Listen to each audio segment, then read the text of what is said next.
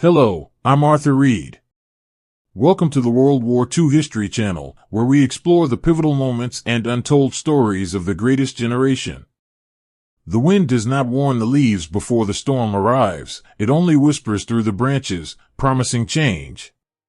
Imagine, if you will, a warm summer evening in a small, quiet town somewhere in the heartland of America.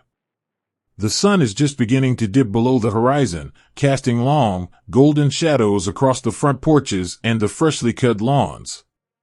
You can hear the gentle creak of a wooden rocking chair, the soft, rhythmic hum of crickets waking up in the tall grass, and the faint, tinny sound of a radio playing a jazz tune through an open screen door. The world feels incredibly vast, yet entirely safe. The sky above is nothing more than a peaceful canopy, a deep, beautiful blue that slowly fades into a canvas of bruised purple and soft pink as night approaches. For the young men who would soon be asked to leave these quiet towns, the sky was not a battlefield. It was a place of daydreams. It was where they looked when they were lying on their backs in a field of wheat, chewing on a blade of grass, watching the clouds slowly drift by. They were farm boys, grocery clerks, mechanics, and students. They spent their days fixing up old cars, playing baseball in dusty lots, and walking their sweethearts home under the pale light of the street lamps.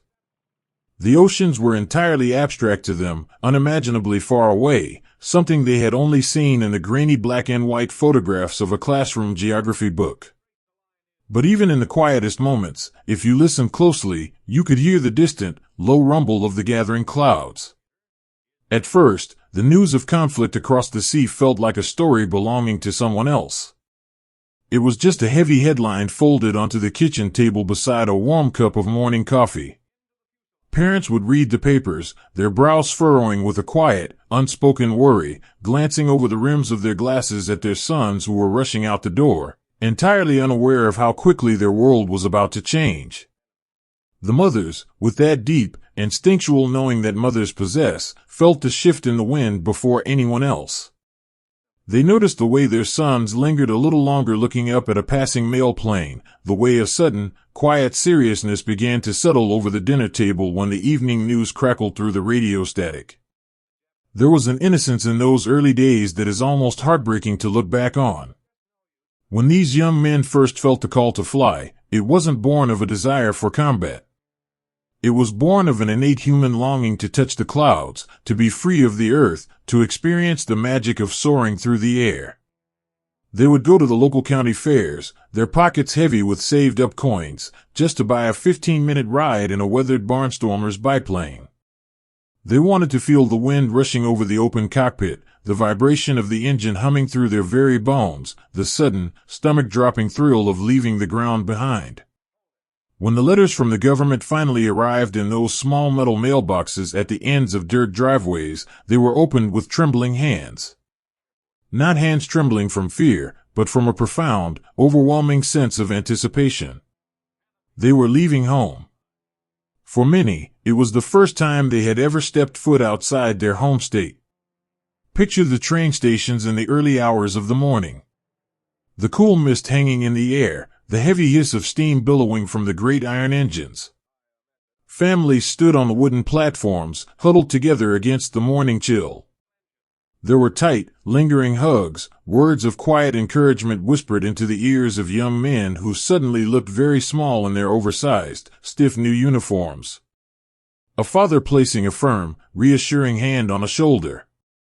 A mother pressing a small, hastily wrapped package of homemade cookies into a canvas bag, her eyes bright with tears she refused to let fall until the train had finally disappeared around the bend. The journeys across the country were long and filled with a strange, nervous energy.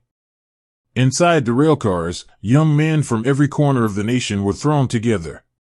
They traded stories, shared cigarettes, and tried to hide their homesickness behind easy laughter and grand tales of what they were going to do when they finally got their wings.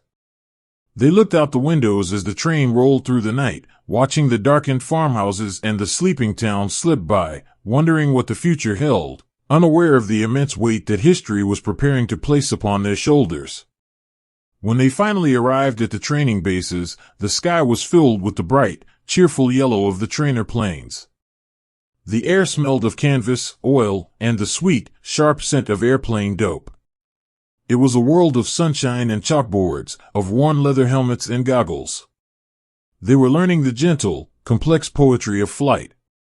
They learned how to read the wind, how to feel the stall of an aircraft in the seat of their pants, how to coax a machine made of wood and fabric back to the earth with the grace of a falling leaf. They wrote letters home by the soft, warm light of their barracks lamps. The scratch of pen on paper was a comforting sound in the quiet of the night. "Dear Mom," they would write, "you wouldn't believe how beautiful the world looks from up here. The clouds look just like the snowbanks back behind the barn, and when the sun hits them, they turn the color of spun gold. Don't worry about me. I'm taking good care of myself. The food is fine, and I've made a good friend from a town near the ocean. He says he'll show me the sea when we finally get out there." These letters were lifelines, fragile bridges of ink and paper connecting a rapidly changing present to the steady, comforting past. The young men carefully curated their words, deliberately leaving out the moments of self-doubt, the terrifying feeling of spinning out of control during a practice maneuver, or the exhaustion that settled deep into their bones after a long day in the cockpit. They wanted to protect the people they loved from the reality that was slowly dawning on them, that they were not just learning to fly. They were learning to survive. As we sit together in the quiet of this moment, reflecting on the bravery and the simple, profound humanity of these young men, it is incredibly moving to realize how entirely ordinary they were before the world asked them to be extraordinary. We owe it to them to remember their stories, not just as faded photographs, but as real people who loved, who feared, and who stepped into the unknown. If you feel a connection to this era, and wish to see the world they stepped into, I often find that immersing myself in the visual history of the Pacific Theater helps keep their memory alive. Many history enthusiasts find deep value in the incredible wartime memorabilia available on Amazon, or by watching deeply respectful films like Midway on Prime, which beautifully captures the monumental scale of the ocean they were heading toward. It's a wonderful way to honor the past. But please, to keep yourself safe, only use the secure link I've placed in the description below. If you try to search for this on the internet, the top results are unfortunately often fake websites designed to scam you, and I want to make sure you are protected. The transition from peacetime dreamers to wartime aviators was not a sudden flick of a switch. It was a slow, agonizingly gradual realization. As the weeks of training turned into months, the playful, joyful atmosphere of the flight schools began to harden. The news on the radio grew darker, more urgent. The instructors, those quiet men with withered faces and eyes that always seemed to be looking at a distant horizon, stopped smiling quite so easily. The lessons shifted from the simple mechanics of keeping an airplane in the sky to the harsh, unforgiving realities of aerial combat. The young men began to realize that the beautiful, endless blue sky they had fallen in love with was about to become a very lonely, very dangerous place. They were told of an enemy far across the ocean, an enemy who flew planes that were terrifyingly fast, incredibly agile, and seemingly impossible to defeat. They heard whispers in the mess halls of the devastation that had already been wrought, of the vast, unforgiving nature of the Pacific Ocean. An ocean so incredibly huge that a man could disappear into it and never be found. And they learned about the plane they would be flying. It wasn't the sleek, darting silver machine they might have dreamed of. It was heavy. It was rugged. It was described in hushed, sometimes worried tones as being entirely too sluggish to dogfight with the nimble phantoms of the East. It felt like a flying tank, a massive, unglamorous piece of heavy machinery built to take a beating rather than dance through the clouds. As they packed their canvas bags for the final time, preparing to leave the safe embrace of the training fields for the vast, dark expanse of the ocean, a quiet, heavy resilience began to take root in their hearts. The innocent farm boys and grocery clerks were gone, replaced by young men who carried the weight of the world in their eyes. They folded their letters, tucked photographs of smiling sweethearts into the breast pockets of their flight suits right over their hearts, and looked up at the sky one last time. The gentle breezes of their childhood had vanished. The air was now thick, heavy with anticipation and the silent, terrifying promise of what was to come. The gathering clouds had finally arrived, dark and bruising the horizon, and these young men, with their quiet courage and their trembling hands, were preparing to fly straight into the heart of the storm.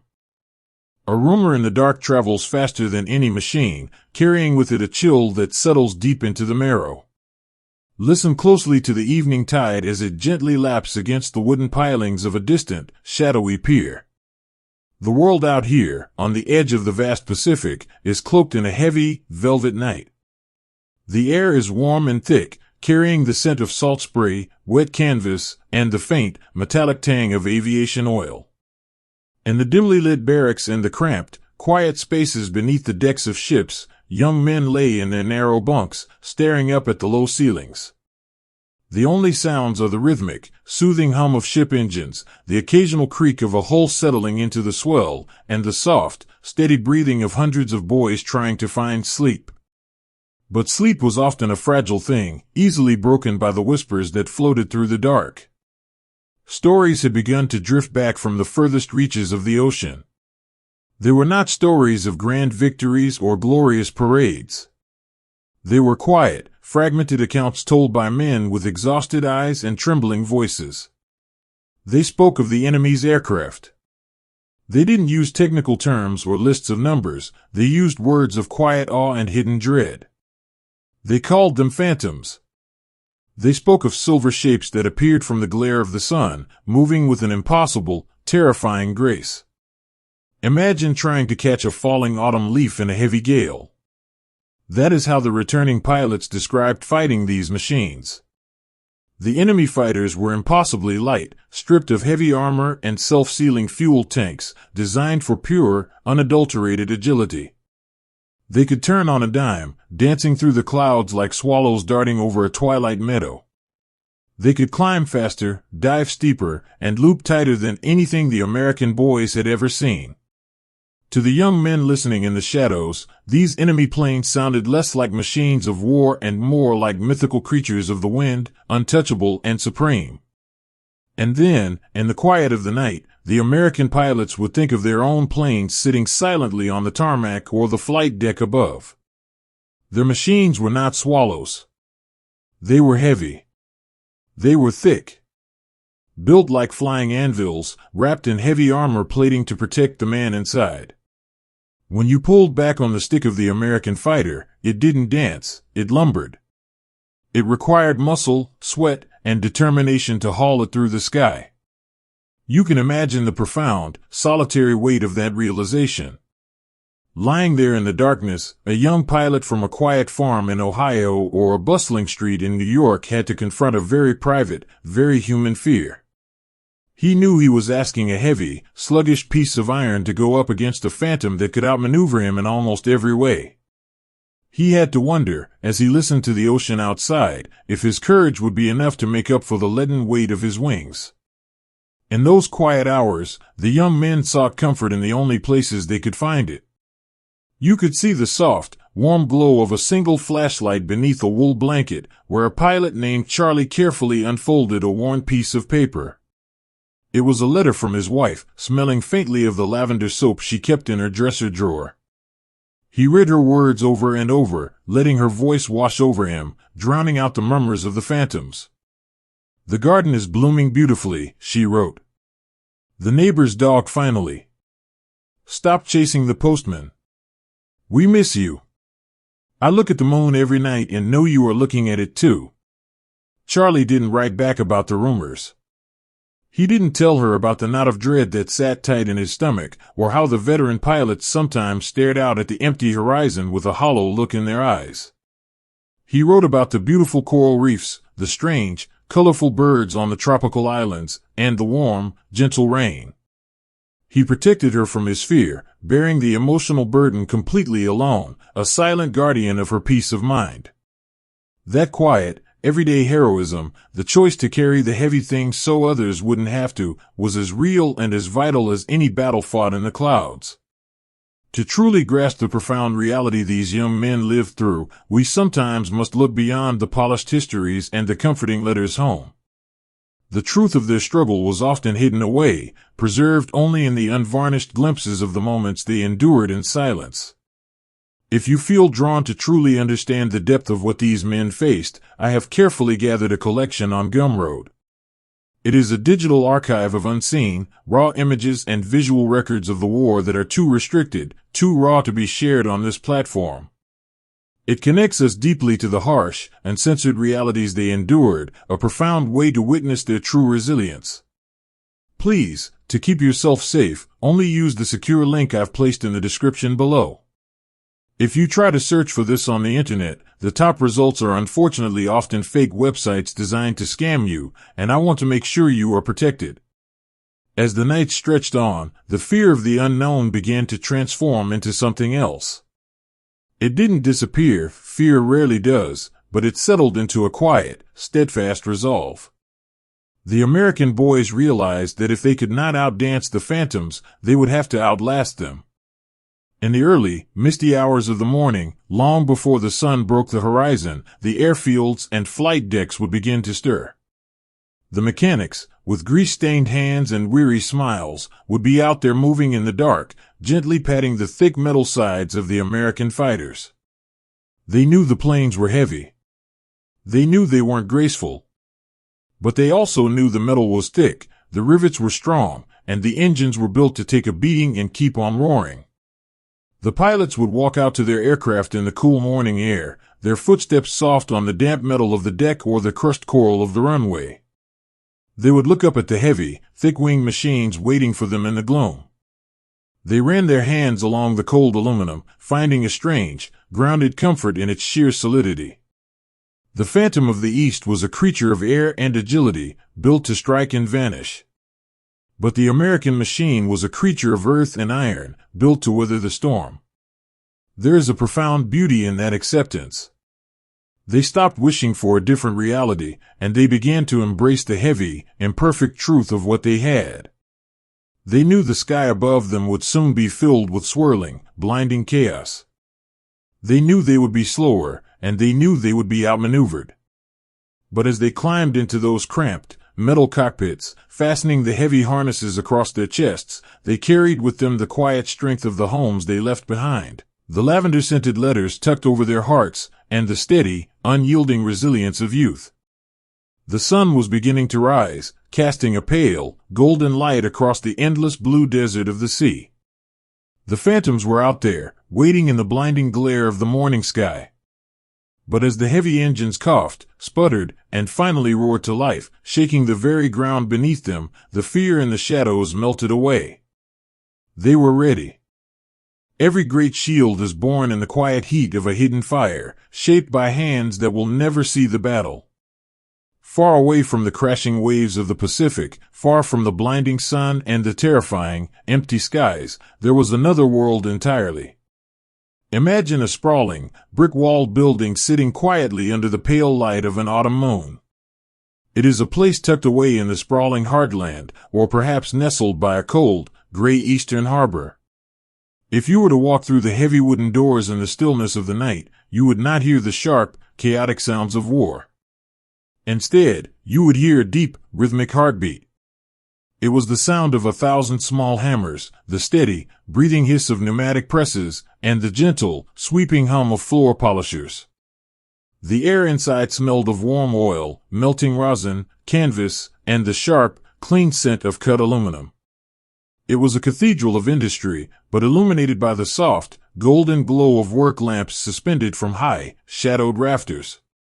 The people walking through these doors at midnight, carrying their battered metal lunchboxes and thermoses of hot, black coffee, were not soldiers.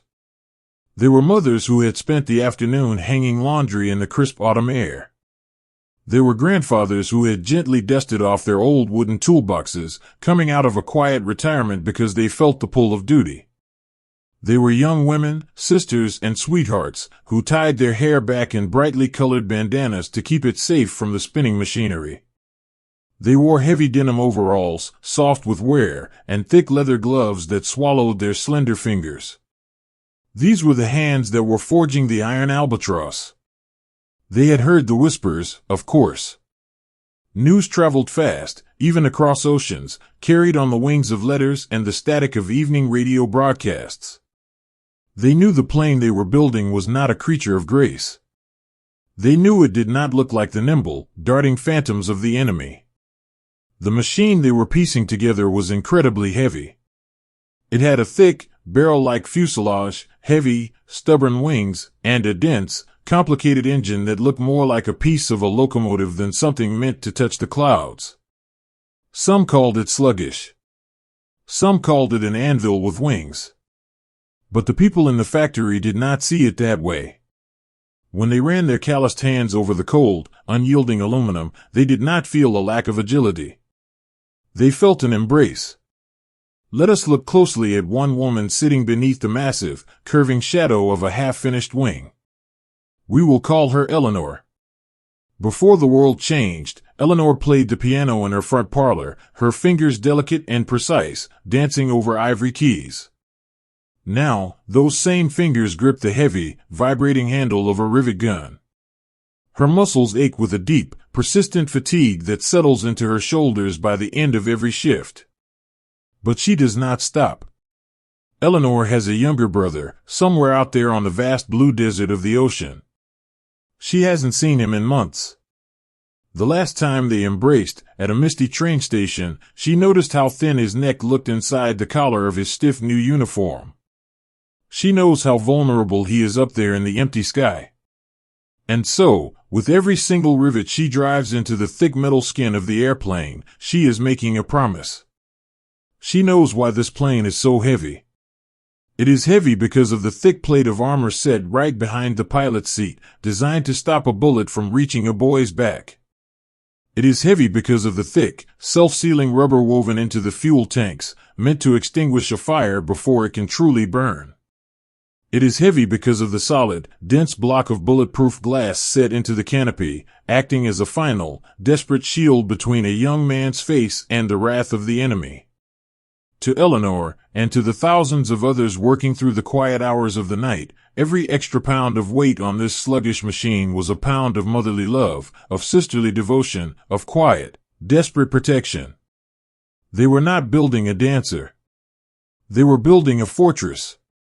Sometimes, in the brief moments of quiet when the machinery paused to catch its breath, you could see the private rituals of these workers. An older man, carefully smoothing the edges of a metal strut, might pause to take a worn, sepia-toned photograph from his breast pocket, looking at the smiling face of his son before gently tucking it away and returning to his work with a renewed, quiet ferocity. There were letters, too. The workers would sometimes find small spaces deep inside the wings, or beneath the floorboards of the cockpit, places that no inspector would ever see once the metal panels were sealed shut. In these dark, hidden spaces, before the final rivets were driven home, they would leave things. A small, carefully folded prayer written on a scrap of notebook paper. A silver dime for luck. A message scrawled in blue chalk on the inner curvature of the aluminum, bring him home safe. We are with you. Fly true. These invisible blessings were woven into the very structure of the aircraft. When the young pilots eventually climbed into these cockpits, smelling the fresh paint and the new canvas, they were entirely surrounded by a silent chorus of protective love. They were sitting inside a machine that had been dreamed into existence by the aching backs, the blistered hands, and the hopeful hearts of the people who loved them most. Piecing together this heavy, beautiful armor, rivet by rivet, was an act of profound dedication. It took immense time, patience, and an unwavering commitment to making sure those young men were protected.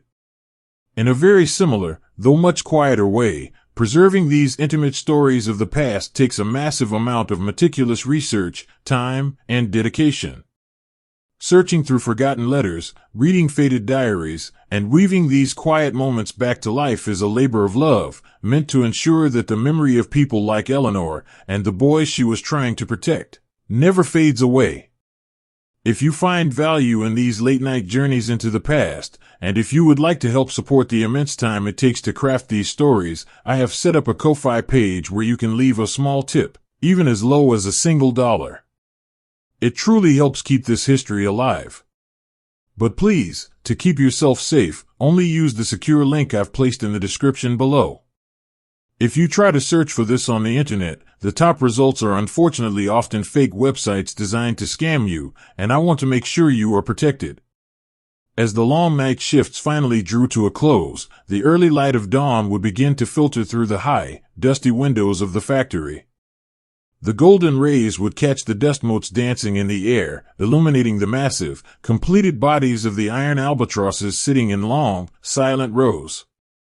They were truly beautiful in their own strange, stubborn way. Stripped of all vanity, built entirely for survival, they sat heavily on the factory floor, their thick rubber tires compressed under the sheer weight of their armor. When the massive wooden doors of the factory were finally rolled open, letting in the cool, crisp morning air, tractors would hook onto the nose gear of the fighters and slowly pull them out into the light. The workers would step outside, wiping the grease from their hands with cotton rags, lifting their faces to the morning sun. They would stand in quiet groups, watching as the planes they had poured their souls into were lined up, ready to begin their long, lonely journey to the edge of the world. There were no bands playing. There were no grand speeches. There was only the gentle sigh of the morning wind over the bare aluminum, and the soft, collective exhale of 1,000 people who had done everything in their power to build a shield for the sky. They knew the planes were heavy. They knew the journey ahead for the boys who would fly them was going to be terrifying. But as they watched the sunlight gleam off the thick, riveted wings, they felt a quiet sense of peace. The iron albatross was not designed to dance with the phantoms.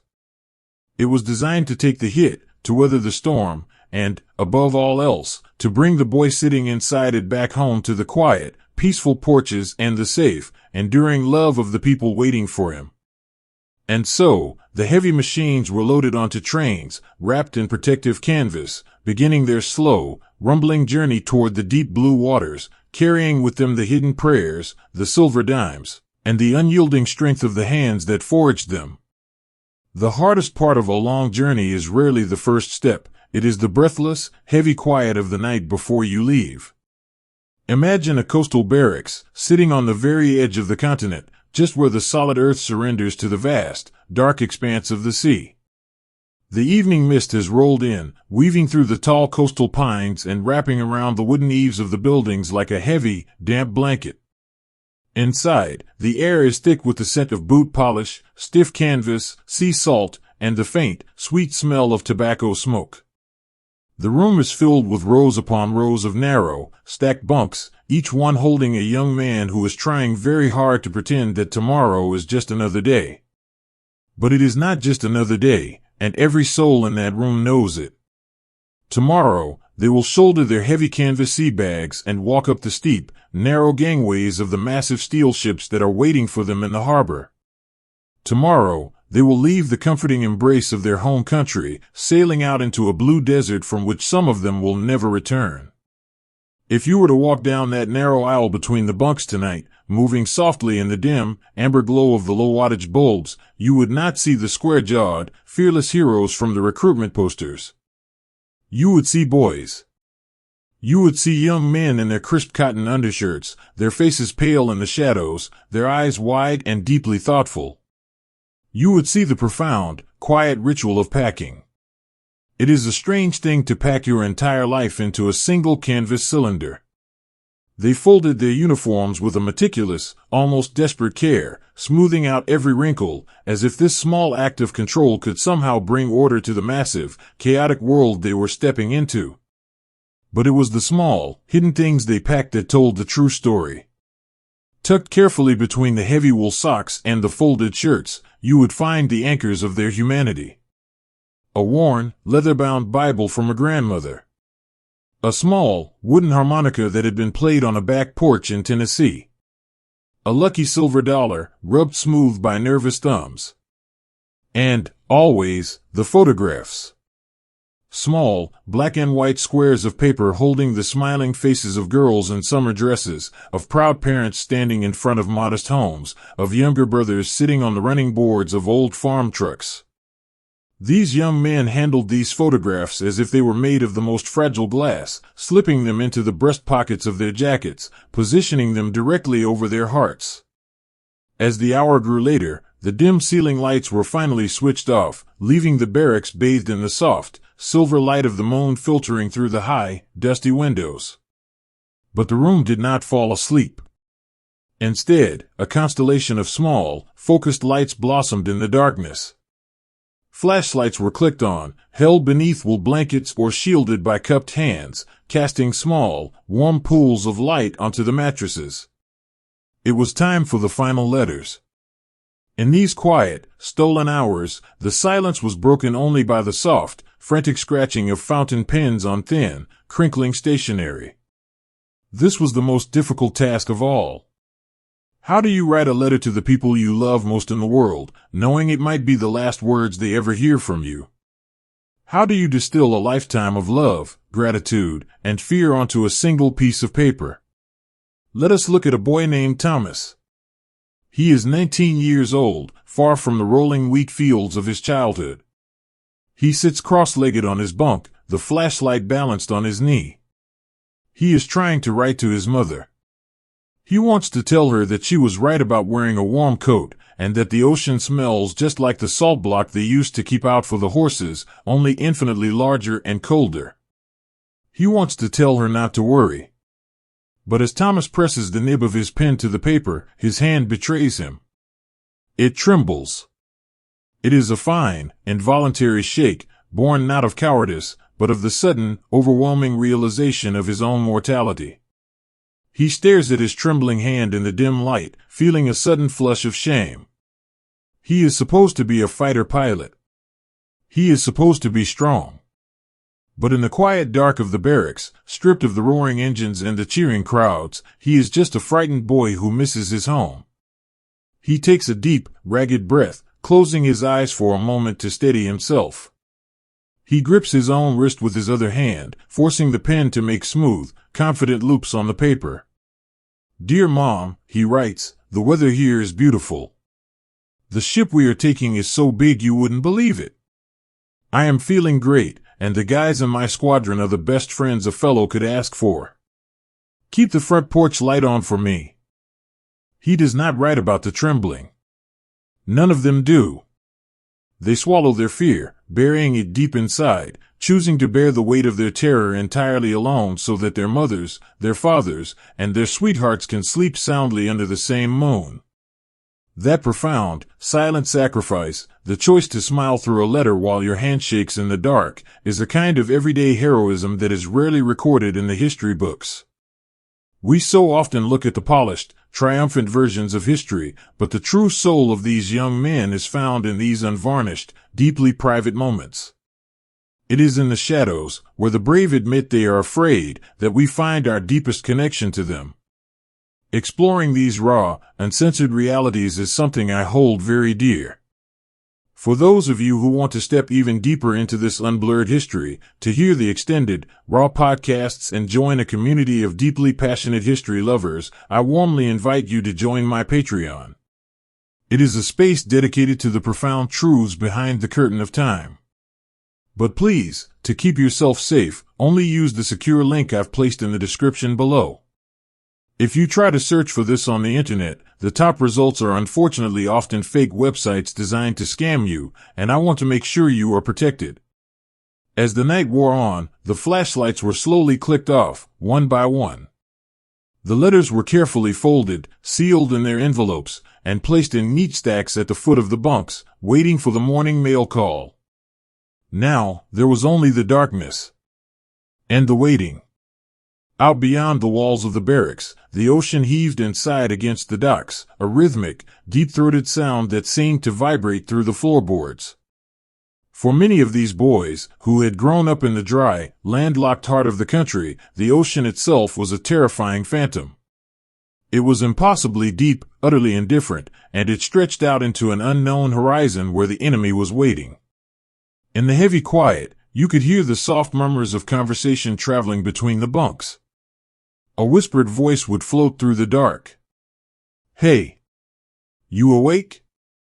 And from the bunk above, a soft reply. "Yeah. Can't sleep." "Me neither." "You think it's as bad out there as they say?" A long pause. A heavy sigh. "I don't know. I guess we'll find out." "I just keep thinking about the plane," the first voice whispers, sounding very young and very fragile. "They say it's so heavy. They say the other guys can fly circles around it." "It's heavy," the voice above replies gently, "but it's thick. Remember what the old-timers said. It's built like a tank. It's got that armor plating right behind your head. It's supposed to take a hit and keep on flying." "You really think so?" "I think so. We just have to trust it. We have to trust the folks who built it. They wouldn't send us up in something that couldn't bring us back. They found comfort in the sheer solidity of the machine they were assigned to fly." The sluggish, heavy iron albatross was no longer just an airplane, it was their shield. They lay in the dark, visualizing the thick aluminum skin, the heavy canopy glass, the reassuring rumble of the massive engine. They clung to the thought of that armor plating like a child clings to a blanket in a thunderstorm. They knew they could not dance through the sky, but they hoped, with every fiber of their being, that the heavy machine would wrap its metal arms around them and keep the fire away. There were other sounds in the night, too. The soft, rhythmic click of rosary beads slipping through anxious fingers. The quiet, solitary hum of a hymn, sung so softly it was barely more than a breath. And sometimes, the muffled, undeniable sound of a boy weeping quietly into his pillow, mourning the simple, peaceful life he was leaving behind, and the innocence he knew he would never get back. But even in the weeping, there was a profound strength. They did not run. They did not pack their bags and slip away into the night, though the open door was only a few feet away. They stayed. They let the fear wash over them, they felt the full, crushing weight of what they were being asked to do, and they remained in their narrow beds, waiting for the dawn. When the first pale, bruised light of morning finally began to bleed through the windows, turning the shadows from black to a deep, melancholic blue, the atmosphere in the barracks shifted. The time for trembling was over. You could hear the sudden, sharp sounds of the morning. The harsh blast of a whistle. The heavy thud of boots hitting the wooden floor. The sharp, metallic clank of sea bags being hoisted onto strong shoulders. The boys who had whispered their fears in the dark stood up, their faces pale but set in stone. They smoothed their uniforms, buttoned their collars, and tucked their fears away behind a mask of quiet resolve. They walked out of the barracks and into the cool, damp morning air. The harbor was shrouded in a thick, gray fog, and the massive, gray silhouettes of the aircraft carriers loomed in the mist like sleeping giants. The water was dark and entirely still. They marched in long, silent lines toward the gangways. They did not look back at the shoreline.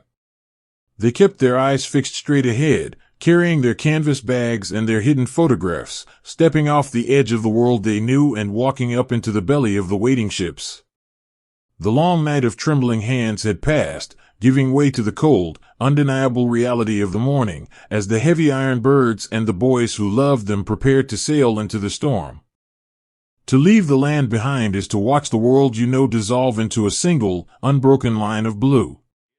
Imagine standing on the edge of a massive, floating island of steel, feeling the deep, rhythmic thrum of the engines vibrating through the soles of your boots. The air is entirely different here. It smells of sharp salt spray, heavy engine oil, and the vast, undeniable emptiness of the open ocean. Behind you, the green fields, the bustling cities, and the quiet porches of home have vanished, swallowed by the horizon days ago. Ahead of you, there is only the blue desert. It is an ocean so impossibly large that it defies the understanding of the young men who now sail upon it. Many of these boys grew up surrounded by endless oceans of wheat and corn, where the wind whispered through dry stalks. Now, they find themselves surrounded by a shifting, restless prairie of water that stretches onto the very curvature of the earth. The sky meets the sea in a perfect, hazy circle, and the ship sits perfectly in the center, seemingly motionless despite tearing through the waves. The days out here blur together into a quiet, sun-drenched routine. Time loses its sharp edges, becoming as fluid as the water slipping past the heavy iron hull. There is a profound isolation in this journey. The ships travel under strict radio silence, cutting all invisible tethers to the world they left behind. There are no news broadcasts floating through the mess halls, no telephone wires stretching back to the mainland. They are entirely alone, a silent caravan moving across a forgotten wilderness. In this deep isolation, the mind naturally turns inward. The young pilots spend hours simply leaning against the safety netting, staring out at the hypnotic roll of the waves. They watch the flying fish burst from the water, gliding over the swells like tiny, silver gliders before vanishing back into the deep. It is a mesmerizing, peaceful sight, yet it carries a heavy undertone. It reminds them of their own fragility, of how easily something small can be swallowed by the vastness below. Let us quietly observe a young man named Arthur. He is 20 years old, far from the rolling hills of his childhood farm. He stands on the flight deck as the sun begins to sink, turning the ocean into a brilliant tapestry of crushed violet and burning gold. Arthur rests his hand on the thick, cold aluminum wing of his fighter plane, the heavy, sluggish machine that he has been entrusted with. The planes are chained down to the wooden deck, tightly secured against the roll of the sea. Under the fading light, they look like resting beasts. Their broad wings and thick, armored bodies are coated in a fine mist of dried sea salt. They do not look like creatures meant to soar, they look like creatures meant to endure. Arthur strokes the metal, feeling the solid, unyielding strength of it. Out here, in the middle of a terrifyingly empty world, this heavy machine is his only anchor. It is a piece of solid ground in a world that is constantly shifting beneath his feet. He knows what the other pilots whisper. He knows the enemy flies machines that are lighter than air, swift and deadly. But as Arthur looks at the thick glass of his canopy and the heavy plating behind his seat, he feels a quiet, profound gratitude. He doesn't want to dance on the wind, he wants to survive it. He whispers a soft, silent promise to the iron bird, asking it to hold together when the blue sky finally fills with fire. When the night falls over the Pacific, it falls with a heavy, absolute darkness. There are no city lights to push back the shadows, no headlights sweeping across distant roads. There is only the milky glow of the stars, scattered across the heavens in numbers that take the breath away. The ship becomes a ghost, slipping through the black water, leaving a trail of glowing, phosphorescent wake behind it like a dusting of crushed diamonds. Down in the cramped, warmly lit spaces beneath the deck, the quiet hum of humanity continues. In the sleeping quarters, the air is thick with the heat of close bodies and the soft sound of deep, rhythmic breathing. Those who cannot sleep sit on the edges of their narrow bunks, writing letters. They write by the pale glow of red battle lamps, their pens scratching softly across the paper. They know these letters will not be mailed for weeks, perhaps months. They are essentially writing messages in bottles, tossing their thoughts into the void, hoping they eventually wash up on the shores of home. They write about the unimaginable colors of the sunset, the strange, salty taste of the air, and the deep, abiding camaraderie they have found in the young men sleeping beside them. A mechanic shares half of a stale chocolate bar with a pilot. Two boys from different corners of the country sit side by side, teaching each other chords on a battered acoustic guitar, the soft, hesitant music floating down the steel corridors. These small, everyday kindnesses are the mortar that holds their fragile world together. In the face of the overwhelming, uncaring ocean, they cling to one another, finding warmth in shared smiles and quiet conversations about the girls they left behind and the cars they left sitting in their driveways. Out here on the blue desert, moving in complete silence, these young men were living a hidden life. They were entirely cut off, participating in a secret chapter of history that was invisible to the people back home waiting anxiously by their radios. It is fascinating to think about how much of this era happened completely in the shadows, veiled by the vastness of the ocean or the secrecy of the times. If you find yourself drawn to these forgotten whispers and the quiet, unseen moments that truly shaped the world, I would love to invite you to join my email newsletter. When you join, I will send you a free copy of my ebook, The Shadow War: 5 Top Secret Operations That Shaped World War II. It is a beautiful way to receive weekly deep dives into the espionage, the hidden heroes, and the forgotten facts that history so often overlooks. It feels like uncovering a secret letter from the past. But please, to keep yourself safe, only use the secure link I've placed in the description below. If you try to search for this on the internet, the top results are unfortunately often fake websites designed to scam you, and I want to make sure you are protected. As the night deepens, the ship slowly rocks side to side, a gentle, maternal motion that lulls the weary to sleep. The mechanics finish their final checks on the heavy iron albatrosses, wiping the salt from the windshields and patting the cold metal one last time before slipping down below deck. The flight deck is left empty, save for the silent rows of armored planes sitting under the canopy of a billion stars. They are waiting. The boys sleeping beneath them are waiting. The entire floating city is suspended in a fragile, glass-like state of anticipation. There is a strange, melancholy beauty in this period of being adrift. The fear of what is to come is still there, tucked away in the back of their minds, but it is muffled by the sheer scale of the journey. The ocean demands a kind of surrender. You cannot fight the Pacific.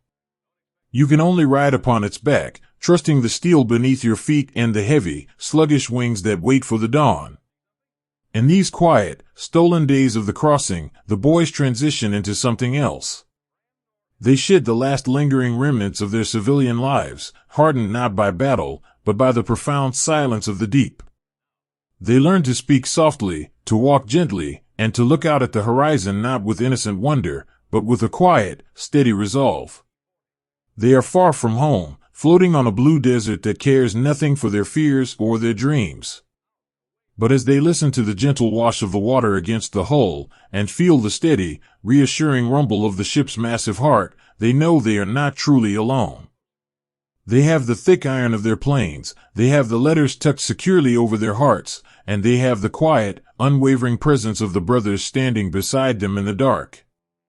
And for now, as they drift deeper into the unknown, that is enough. There is a quiet, heavy stillness that settles over the heart just before the world changes forever, like a breath held deeply in the chest of the sky.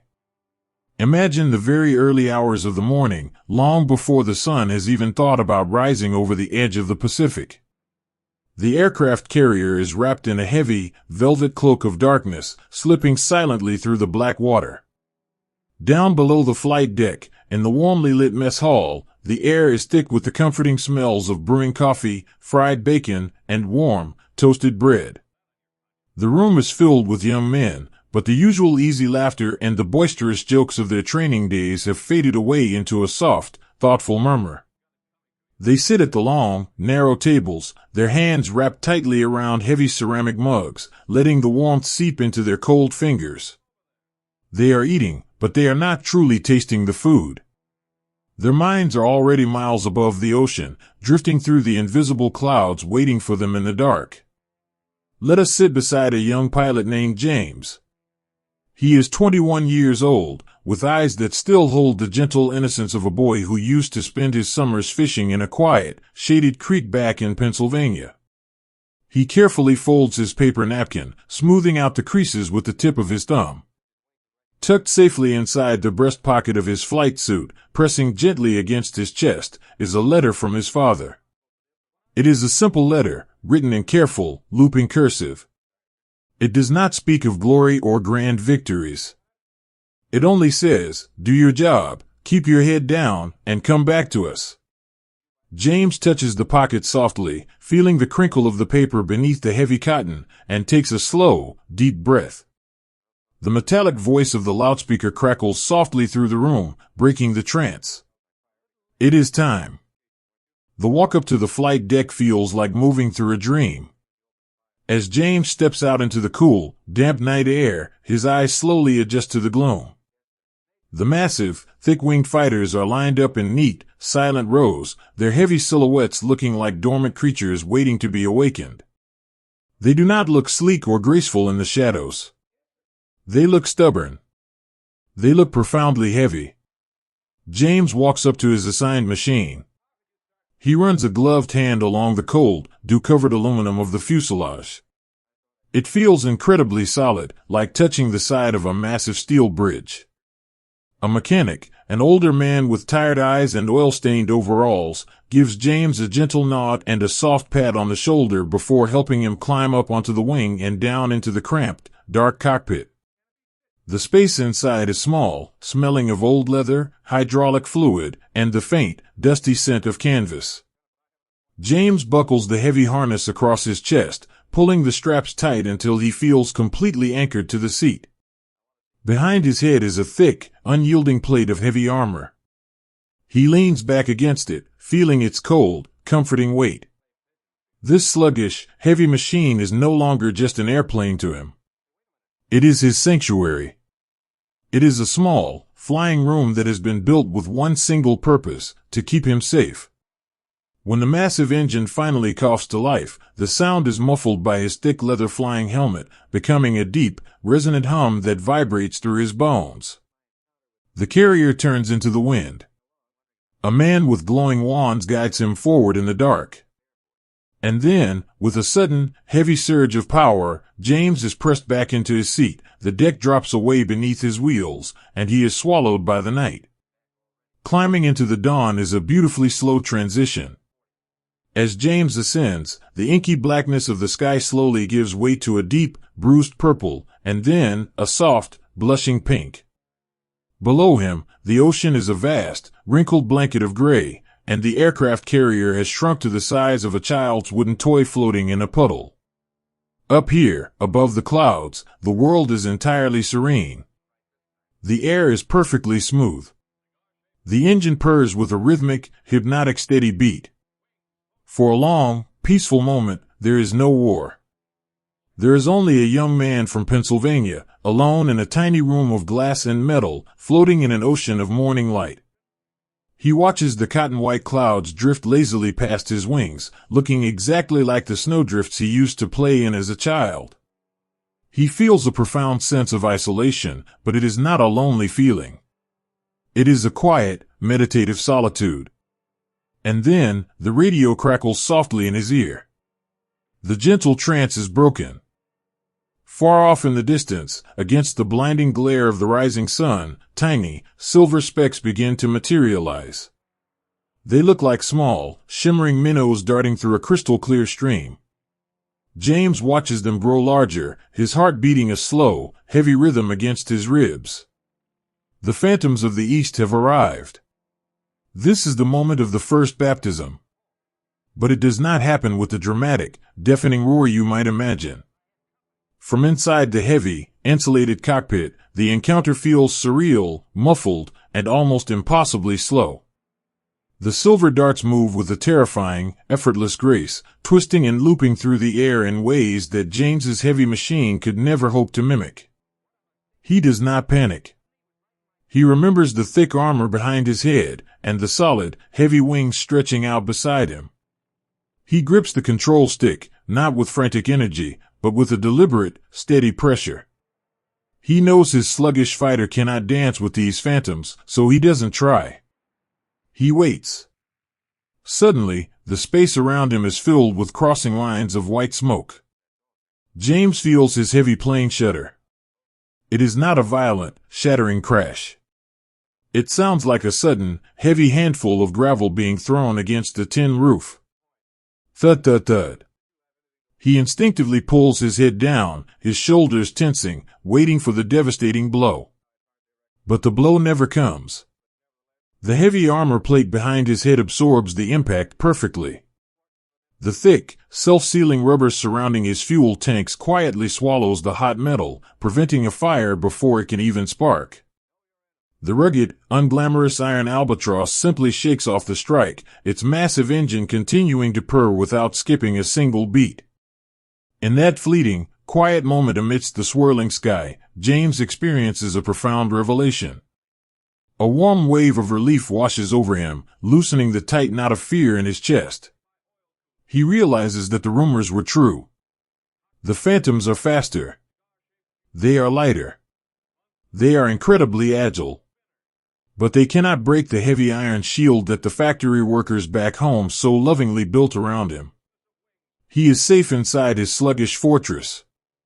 When we picture this vast, lonely theater of the Pacific, it can be hard to truly visualize the monumental scale of the ocean and the deeply human experiences of the men who flew above it. It feels like a distant, almost mythic world. If you want to feel a closer connection to this visual history, I often recommend exploring the rich collection of World War II memorabilia or watching deeply respectful films like Midway, available on Prime through Amazon. It is a profound way to honor the past and connect with the Pacific Theater from the safety of your own home. But please, to keep yourself safe, only use the secure link I've placed in the description below. If you try to search for this on the internet, the top results are unfortunately often fake websites designed to scam you, and I want to make sure you are protected. Out there, in the thin, cold air, the chaotic ballet eventually begins to slow.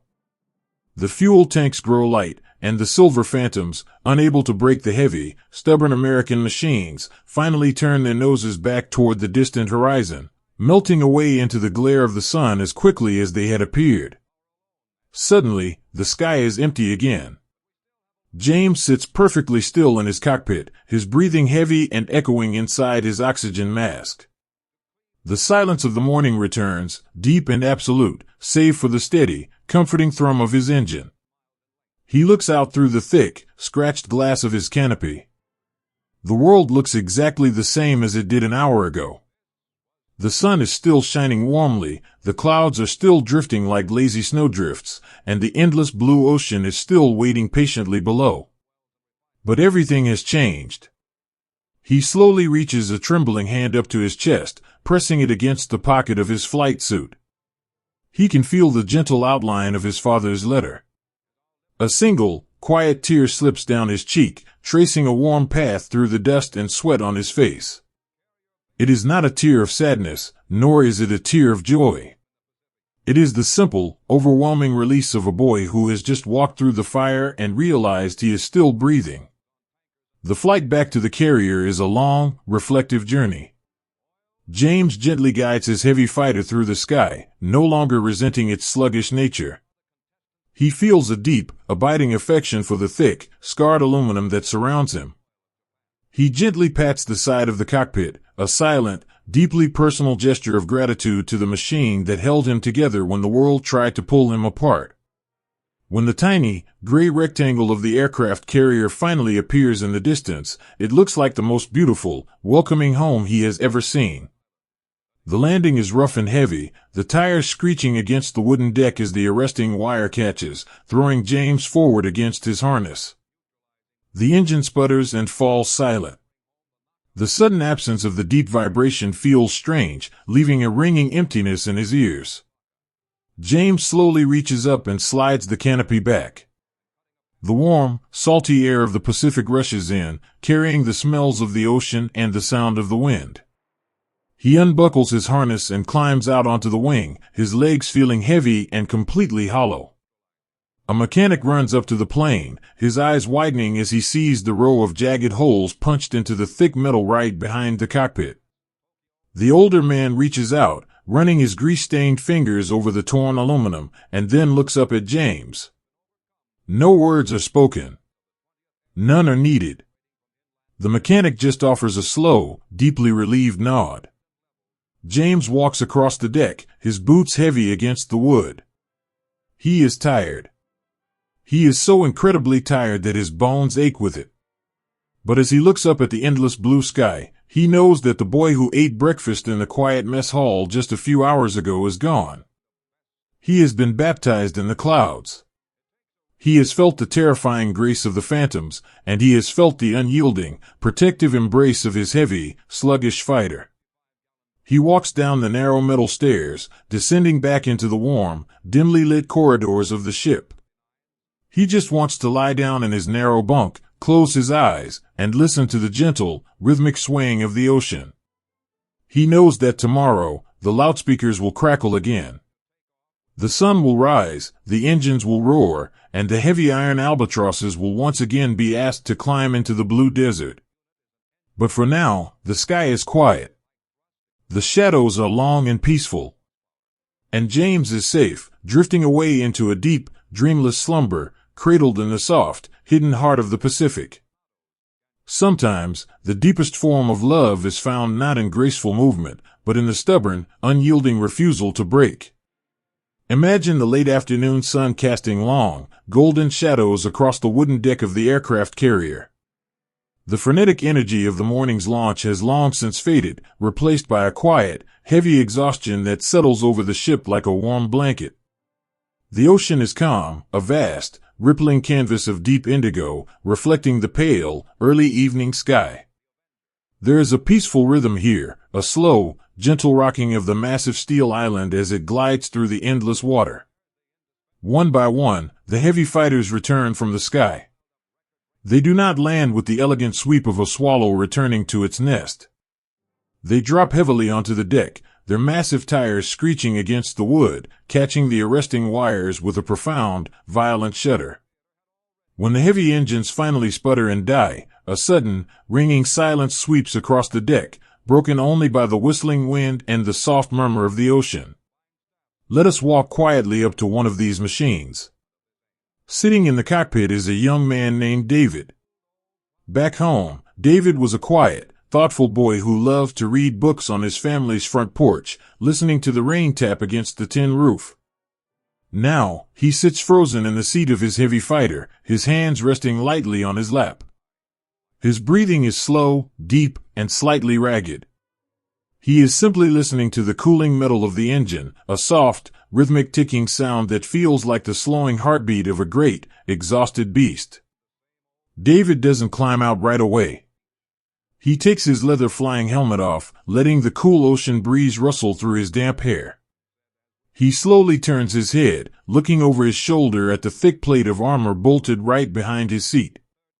There, deeply embedded in the heavy metal, is a twisted, gleaming piece of enemy lead. It sits exactly at the height where the back of his head had been resting just an hour before.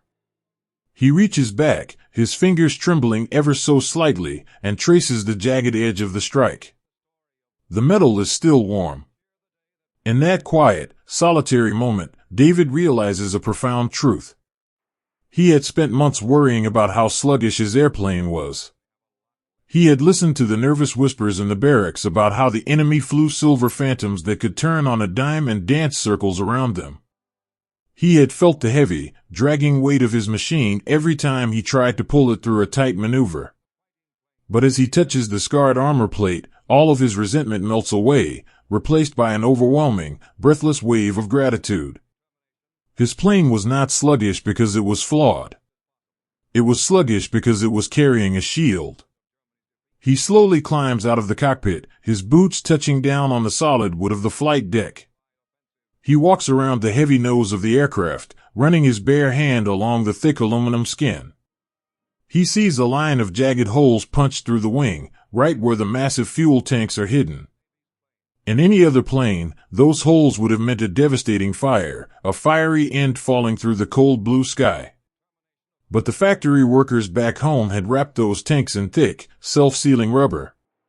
The wounds had closed themselves in an instant, swallowing the danger, holding the precious fuel inside. The plane had bled, but it had not burned. It had taken the full fury of the nimble phantoms and simply absorbed it, like a sturdy oak tree weathering a violent summer storm. An older mechanic, a man named Elias with deep laugh lines around his eyes and hands permanently stained with dark engine oil, walks up beside David. Elias holds a soft cotton rag, gently wiping a streak of soot from the plane's cowling. He doesn't say anything at first. He just looks at the ripped metal, and then he looks at David, his eyes softening with a deep, fatherly relief. "She looks a little rough around the edges today, kid," Elias whispers, his voice barely rising above the sound of the wind. David looks at the heavy, battered machine, its blunt nose and thick wings looking entirely unglamorous in the fading light. He smiles, a soft, weary smile that reaches all the way to his eyes. "She's the most beautiful thing I've ever seen, Elias. She brought me home." This was the quiet revelation that began to spread through the fleet, passed from pilot to pilot in the hushed conversations of the dimly lit mess halls. The fear of the enemy's agility was slowly replaced by a deep, unwavering trust in their own endurance. They realized they were not flying sports cars, they were flying bank vaults. They were flying small, winged fortresses that had been designed by people who cared more about saving a young man's life than winning a race through the clouds. That night, beneath the soft red glow of the battle lamps, David sits on his narrow bunk with a pad of paper balanced on his knee. The ship is gently rolling, a soothing, maternal motion that lulls the tired sailors around him to sleep.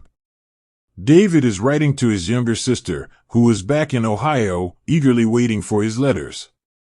He writes with a slow, careful hand. "Dear Sarah, I know you like the pictures of the sleek, shiny planes in the magazines, but you wouldn't believe what I fly. She's heavy. She groans when I make her turn, and she doesn't climb very fast. The other boys used to joke that she was built out of lead. But today, Sarah, she threw her heavy iron arms around me and kept me perfectly safe. I don't want to fly anything else. Tell Mom not to worry so much. I have a guardian angel, and she has wings made of solid armor." The bond that formed between these young men and their sluggish machines was a deeply emotional one. It was born of survival, built on a foundation of shared scars and quiet endurance. They began to pat the cold metal of their planes before climbing into the cockpits, whispering soft words of encouragement to the engines. They gave them affectionate, gentle nicknames, painting them with careful strokes on the heavy cowlings. They treated these machines not as disposable tools of war, but as faithful companions, sturdy workhorses that carried them through the fire and back to the quiet safety of the deck. Down in the massive, echoing cavern of the hangar deck, below the flight deck, the night is filled with the soothing sounds of mending. The mechanics, the unsung healers of the fleet, work tirelessly through the quiet hours. You can hear the rhythmic, comforting hiss of welding torches, casting brief, warm showers of golden sparks into the shadows. You can hear the soft tapping of mallets against aluminum, smoothing out the dents and wrinkles of the day's encounters. They patch the torn skin of the airplanes with pieces of fresh metal, driving new rivets into place with a steady, rhythmic thrum. Every patch is a badge of honor. Every replaced panel is a testament to the fact that the plane did its job. It absorbed the blow so the boy inside didn't have to. The mechanics work with a gentle reverence, knowing that their hands are restoring the very shields that will carry their friends back into the sky tomorrow. We often think of history through the sanitized lens of clean photographs and grand victories. But the true, emotional reality of what these men and these machines endured is often found in the raw, unpolished details, the jagged holes, the burnt paint, the exhausted faces of the boys who climbed out of those cockpits. Seeing these unvarnished truths helps us fully grasp the immense weight of their courage. If you feel drawn to see the reality of what they faced, beyond what is usually shown, I have curated a special digital collection on Gumroad. It contains unseen, raw images and visual records of the war that are too restricted to share on this platform, connecting us deeply to the harsh, uncensored realities they endured. It is a profound way to truly understand their resilience. Please, to keep yourself safe, only use the secure link I've placed in the description below. If you try to search for this on the internet, the top results are unfortunately often fake websites designed to scam you, and I want to make sure you are protected. As the night deepens, the hangar deck slowly grows quiet. The welders turn off their torches, the hammers are laid gently back into their wooden toolboxes, and the mechanics wipe their hands on their overalls, stepping back to admire their work. The heavy fighters sit quietly in the dim light, looking like a herd of sleeping elephants. They are covered in fresh patches of bright, unpainted aluminum, wearing their scars with a quiet, rugged dignity. They are no longer pristine. They are battered, bruised, and beautifully imperfect. David lies in his bunk, listening to the deep, steady vibration of the ship's engines. His eyes are heavy, and the adrenaline of the day has completely washed away, leaving him with a warm, peaceful exhaustion. He thinks about the jagged piece of lead buried in the armor plate behind his seat. He thinks about the self-sealing fuel tanks, and the thick, sturdy wings that held him in the sky. He doesn't fear the morning anymore. He doesn't fear the swift, silver phantoms that wait in the blinding sun. He knows that he is not dancing through the sky alone. He is wrapped in a heavy, protective embrace, a loving promise forged in the factories back home, carried across the endless blue desert, and tested in the fires of the Pacific. He closes his eyes, his breathing slowing to match the gentle, rhythmic rocking of the ship. The last thought that drifts through his mind before he falls into a deep, dreamless sleep is not of the vast, terrifying ocean or the sprawling sky. It is the simple, comforting image of his heavy, sluggish airplane, waiting faithfully for him in the dark, ready to be his shield once again. To survive the fierce winds of a changing world, you cannot stand as a solitary tree, you must interlock your roots with the forest beside you. Imagine, for a moment, the quiet sanctuary of the ship's ready room, long after the sun has surrendered to the deep, velvet night. The room is bathed in the soft, amber glow of low-hanging lamps, their light swaying gently with the rhythmic, eternal breathing of the ocean beneath the hull. The air is warm, smelling faintly of roasted coffee beans, worn leather flight jackets, and the chalk dust that settles over everything like a fine, white snow. In this hushed space, the young pilots do not sleep. They sit in heavy wooden chairs, their faces illuminated by the dim light, their eyes tired but intensely focused. They are talking in soft, deliberate murmurs, pushing empty ceramic mugs, brass lighters, and small, silver salt shakers across the surface of a scarred table.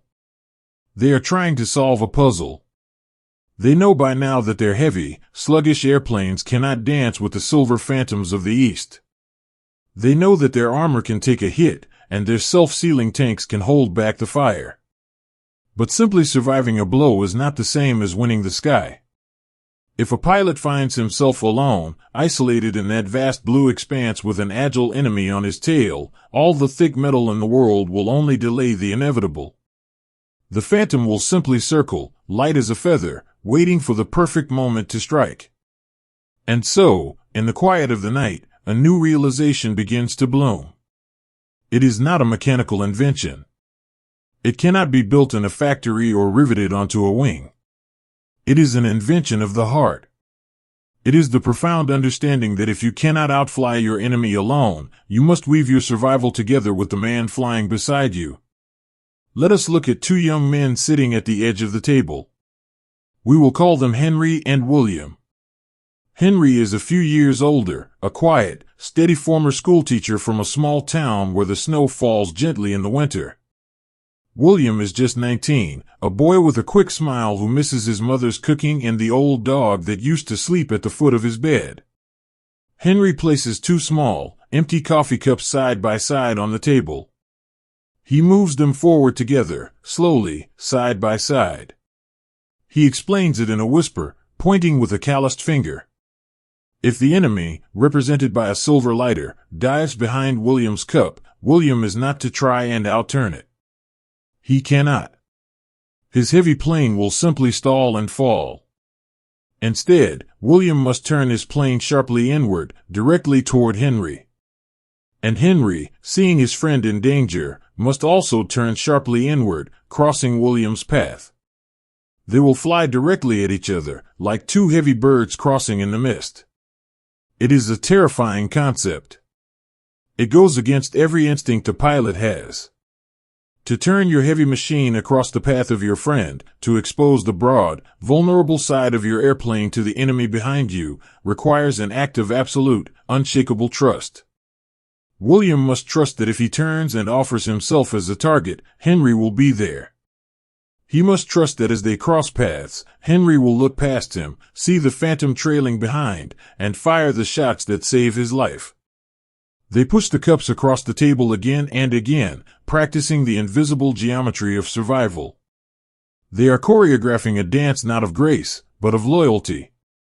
It is a promise made in the dim, warm light of the ready room. I will leave my blind spot open, because I know you are watching it. I will carry your life in my hands, and I will trust you to carry mine. When the dawn finally breaks, painting the endless ocean in soft shades of peach and lavender, the heavy iron birds are awakened. The engines rumble to life, vibrating through the wooden deck and into the chests of the boys sitting inside them. As Henry and William lift off, climbing into the cold, thin air, they do not fly as two separate machines. They fly as one single, breathing entity, tethered together by an invisible thread of brotherhood. They keep a wide distance between them, soaring parallel over the clouds, their eyes constantly scanning the vast, empty sky not for threats to themselves, but for threats to each other. And then, the silver phantoms appear, dropping from the blinding glare of the morning sun like beautiful, deadly raindrops. One of the agile machines spots William's heavy, sluggish fighter. The phantom dives, tucking neatly behind William, preparing to strike. In the past, this was the moment of quiet terror, the moment a lone pilot would struggle to pull his heavy yoke, trying desperately to shake a shadow he could not outrun. But William does not panic. He does not feel alone. He presses his boot against the heavy rudder pedal and banks his thick wing sharply toward Henry. Across the expanse of the sky, Henry sees the movement. Without a moment of hesitation, he banks his own heavy machine inward. The two iron albatrosses rush toward each other, closing the distance at hundreds of miles an hour. Inside his cockpit, William looks out through the thick, scratched glass. He sees Henry's plane growing larger and larger, rushing straight for him. In that fleeting, breathless second, there is no fear. There is only a profound, overwhelming sense of love. He knows exactly who is in that plane. He knows the steady hands on the controls. He knows Henry is coming to shield him. They cross paths so closely they can feel the heavy wash of each other's propellers, a violent shaking of the air that rattles the thick aluminum of their wings. As Henry passes, he looks directly behind William's plane. The silver phantom, fixated on its target, has blindly followed William into the trap. It has flown directly into Henry's sights. With a heavy, stuttering roar, Henry fires. The phantom, unable to turn in time, is caught. The choreography is complete. The heavy, sluggish planes have won, not by being faster, not by being lighter, but by weaving a protective net of friendship that the enemy simply could not slip through. This beautiful choreography, this careful weaving of trust and shared history, is much like how we must weave together the forgotten fragments of the past. It takes an immense amount of time, patience, and deeply emotional research to rescue these quiet human moments from the vast, silent ocean of history. If you find value in these soothing, late-night stories, and if you would like to help support the massive effort it takes to craft them, I have set up a Ko-Fi page where you can leave a small tip, even as low as $1. It truly helps keep this history alive, much like a steady wingman watching over the journey. But please, to keep yourself safe, only use the secure link I've placed in the description below. If you try to search for this on the internet, the top results are unfortunately often fake websites designed to scam you, and I want to make sure you are protected. The flight back to the carrier is a quiet, deeply peaceful journey. The sky is empty once more, bathed in the gentle warmth of the midday sun. Henry and William fly side by side, perfectly aligned. They do not need to speak over the radio. There are no words grand enough to capture the intimacy of what has just happened. William simply looks across the expanse of blue, catches Henry's eye through the canopy glass, and offers a slow, weary nod. It is a nod that says everything. Thank you. I am alive because of you. I am here because you kept your promise. When the heavy tires finally screech against the wooden deck, and the massive engines sigh into silence, the boys climb out of their cockpits. They are completely drained, their flight suits dark with sweat, their hands trembling slightly from the fading adrenaline. But as they walk across the deck, moving toward the warm safety of the ship's interior, they walk shoulder to shoulder. That evening, beneath the soft red glow of his bedside lamp, William sits on his narrow bunk. He holds a fountain pen, its silver nib resting gently against a piece of thin, crinkling stationery. He is writing a letter to his mother back home. He does not write about the silver phantoms, or the roaring engines, or the terrifying vastness of the Pacific Ocean. He does not want to bring the noise of the war into her quiet kitchen. Instead, he writes about his friend. Dear Mom, the letter reads, I know you worry about me being so far away, all by myself out here in the big blue. But I want you to know I am never alone. I fly with a man named Henry. He was a teacher before all this started. Today, we flew together, and he watched over me just like you used to when I would play too close to the road. You would like him, Mom. As long as I have Henry flying beside me, I know everything is going to be all right. He carefully folds the paper, slipping it into the envelope. He lies back against his thin pillow, listening to the gentle, rhythmic swaying of the ship and the soft breathing of the hundreds of young men sleeping in the dark around him. Up above, on the cold, wind-swept flight deck, the heavy iron birds sit in silent rows under the canopy of the stars. They are chained securely to the wood, their thick wings nearly touching. In the silver light of the moon, they do not look like machines of war. They look like a flock of tired, faithful companions, huddled close together against the chill of the night, resting peacefully until the dawn asks them to dance once more. There is no silence quite as profound as the silence found at the top of the world, where the air is too thin to carry a sound, and the earth below is nothing more than a painted canvas of painted blue. Imagine slipping away from the heavy, vibrating wooden deck of the aircraft carrier, leaving behind the smell of burning oil and the frantic gestures of the deck crew. As the heavy iron fighter climbs, spiraling slowly into the vast and empty heavens, the physical world begins to fade. The higher you go, the colder the air becomes, seeping through the thick aluminum skin of the fuselage, chilling the heavy glass of the canopy. Up here, miles above the rolling waves of the Pacific, a pilot is entirely isolated. He is encased in a flying bank vault, strapped tightly to a heavy leather seat, his face hidden behind a thick rubber oxygen mask and heavy goggles. It is a lonely place to be. The engine drones with a constant, hypnotic thrum, a sound so steady that the mind eventually stops hearing it altogether, leaving only the sound of a young man's own breathing, echoing hollow and loud inside his mask. In this absolute solitude, the mind can easily begin to wander into the dark, quiet corners of fear. It is easy to feel infinitesimally small, like a single grain of sand drifting across an endless ocean of sky. But nestled in the dark, cramped dashboard of the cockpit, right between the glowing dials that measure altitude and the heavy levers that control the engine, was a small, unassuming metal box. To a civilian, it was just a piece of mechanical equipment, a radio transceiver with heavy, stiff knobs and a tangled black cord. But to the boys suspended in the sky, that small metal box was a lifeline. It was the only tether keeping them connected to the world of the living. When a pilot reached out with a heavy, gloved hand and turned the dial, the absolute silence of the high altitudes was instantly broken. The headset sewn into his leather flying cap would hiss to life. The sound of the static was a strange, comforting noise.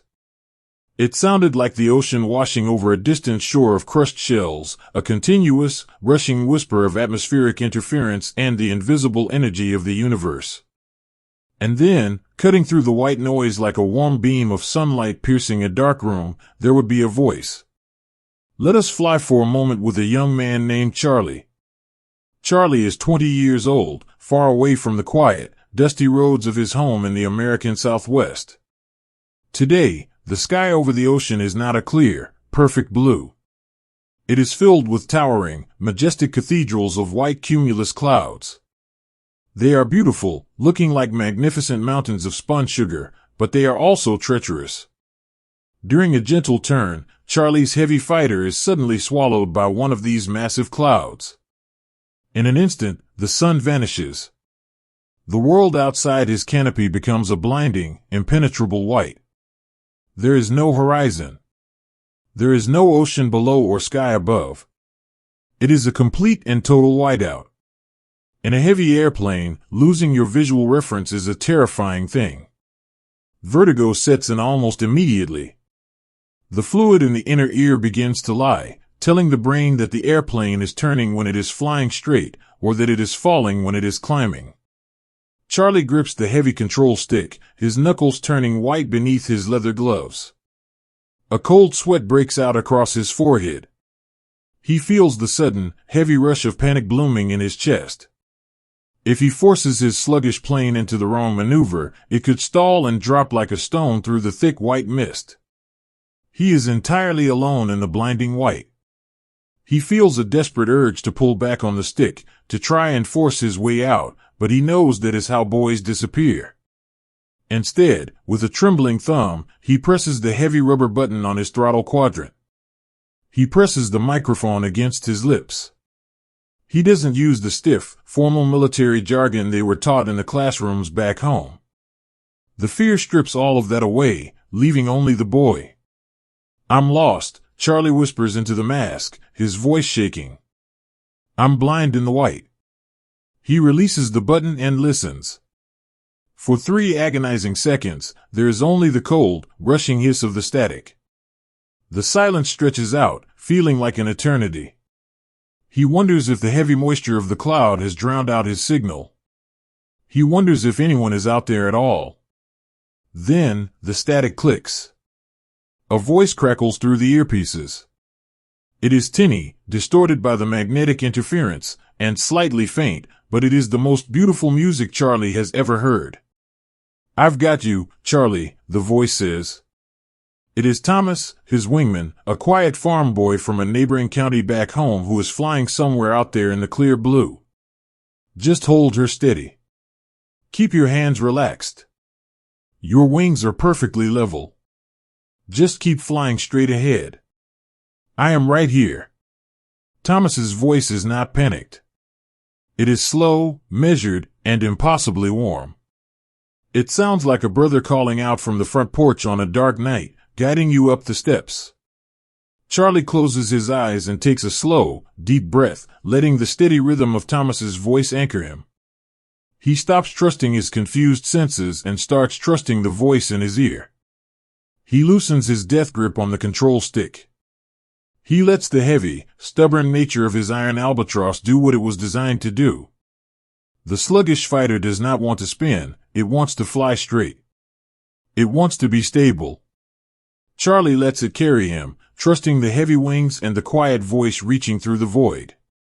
2 minutes later, the blinding white mist begins to thin, turning into a pale gray, and then, in a sudden, brilliant flash, the heavy fighter bursts out of the side of the cloud, back into the glorious, golden sunlight.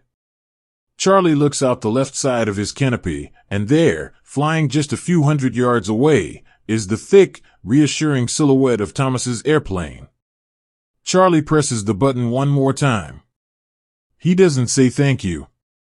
He just breathes a long, shaky sigh of relief that carries over the radio waves, a sound perfectly understood by the boy flying beside him. The radio was not just a tool for survival, it was the hearth around which these young men gathered when they were millions of miles from home. During the long, monotonous hours of combat air patrols, when they flew in slow, endless circles over the fleet, staring into the glaring sun until their eyes watered and their heads ached, the radio was their only companion. They would break the rules of radio silence in small, quiet ways. A pilot might softly whistle the tune of a popular jazz song, the reedy melody floating through the static like a ghost. Another might tell a quiet, self-deprecating joke about the terrible, burnt coffee waiting for them back in the mess hall. Sometimes, in the darkest, coldest hours of the morning patrols, you might hear the soft, hesitant humming of a Sunday school hymn, offered up as a quiet prayer to the vast, uncaring sky. These fragile whispers kept the darkness at bay. They reminded these boys that they were not just cogs in a massive war machine. They were human beings. They had names, they had homes, and they had brothers watching over them. Even when the sky was filled with the terrifying silver phantoms of the enemy, and the heavy iron airplanes were shaking from the violent maneuvers, a calm voice over the radio could steady a trembling hand. "Turn left, I'm right behind you," the voice would say, cutting through the chaos, bringing order to the terrifying ballet of survival. Listening to these echoes of the past, trying to hear the humanity beneath the thick static of history, is a deeply emotional journey. It requires us to listen closely, to value the unpolished, raw moments over the grand, sweeping narratives. Connecting with the real, vulnerable voices of the past is something that builds a profound community among those of us who love history. If you cherish these deep dives and want to join a community of listeners who feel the same way, I warmly invite you to explore my Patreon. There, you can access free extended podcasts, raw and unblurred video sections that delve even deeper into these stories, and a tip jar to help support this work. It is a wonderful place to connect and keep these voices alive.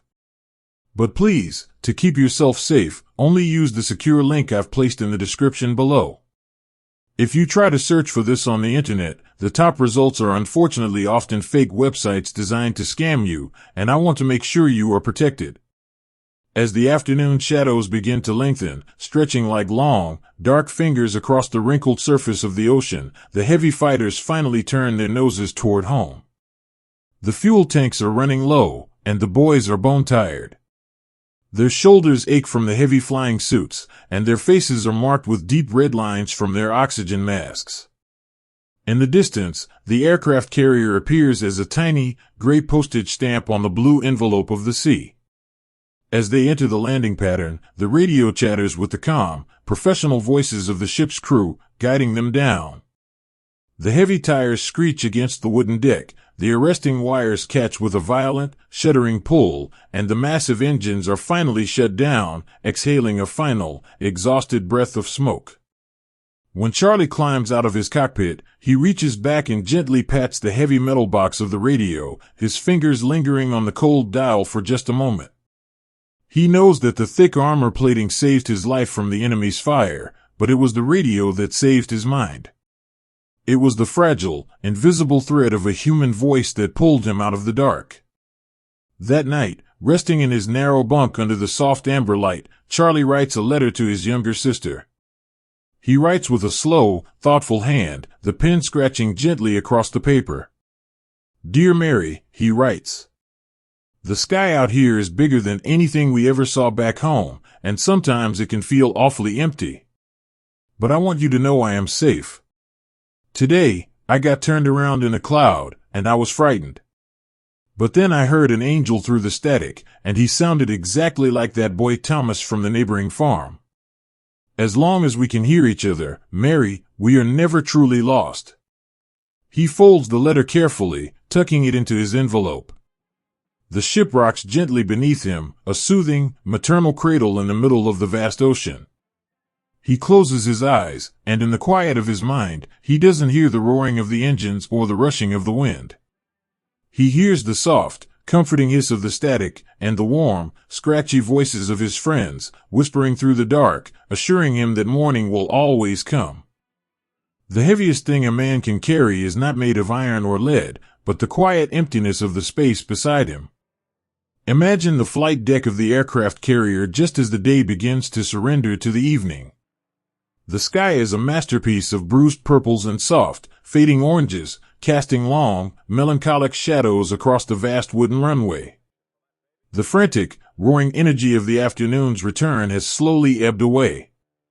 The heavy, sluggish airplanes that made it back are now chained firmly to the deck, their massive engines ticking softly as the metal cools in the damp ocean air. They look like exhausted sentinels, battered and oil-stained, resting their thick wings under the approaching twilight.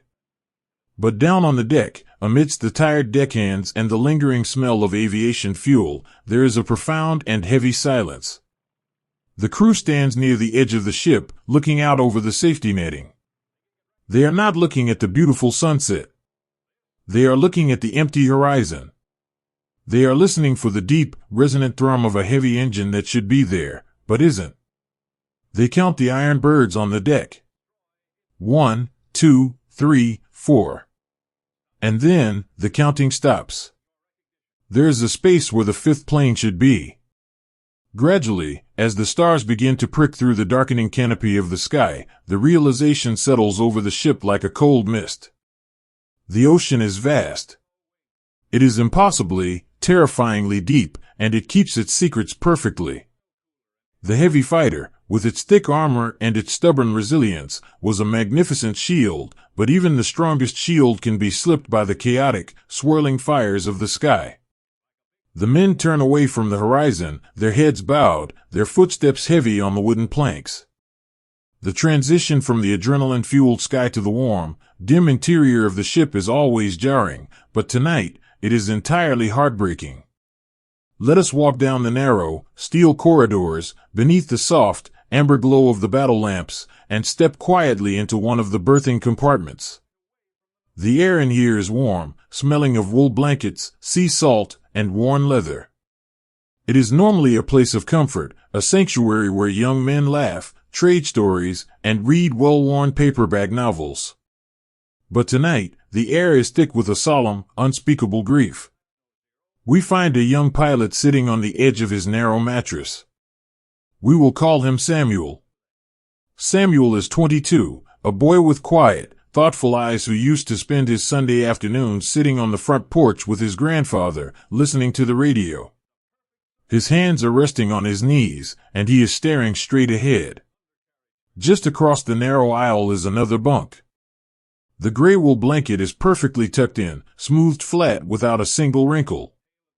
Sitting neatly at the foot of the bed is a pair of heavy leather boots, perfectly shined, waiting for feet that will never step into them again. On the small, fold-out desk beside the bunk, there is a half-empty tin of tobacco, a favorite pipe, and a fountain pen resting next to a piece of pale blue stationery. This was his wingman's bunk. This was the boy who had flown off his right wing just a few hours ago, the boy who had shared a cup of bitter coffee with Samuel in the dark hours of the morning, complaining with a smile about the powdered eggs in the mess hall. The presence of the empty bunk is incredibly loud. It is a ghost made not of spirits, but of ordinary, everyday things. A hanging jacket. A dog-eared book left open to chapter 4. A photograph tucked into the frame of the mirror, showing a beautiful girl in a summer dress, smiling on a sunny lawn somewhere far away in Illinois. Samuel sits in the quiet, the rhythmic, soothing hum of the ship's engines vibrating through the floorboards. He feels the crushing, illogical guilt that always visits the survivor. Why did his heavy iron albatross bring him through the storm, while his friends did not? They flew the same sluggish, stubborn machines. They trusted the same thick armor plating. But the sky is an unpredictable ocean of its own, full of sudden, unseen currents of fate. He closes his eyes and takes a slow, shaky breath. He knows what must be done. It is an unspoken ritual, a deeply personal duty that falls to the one who shared the sky and the silence. Samuel stands up.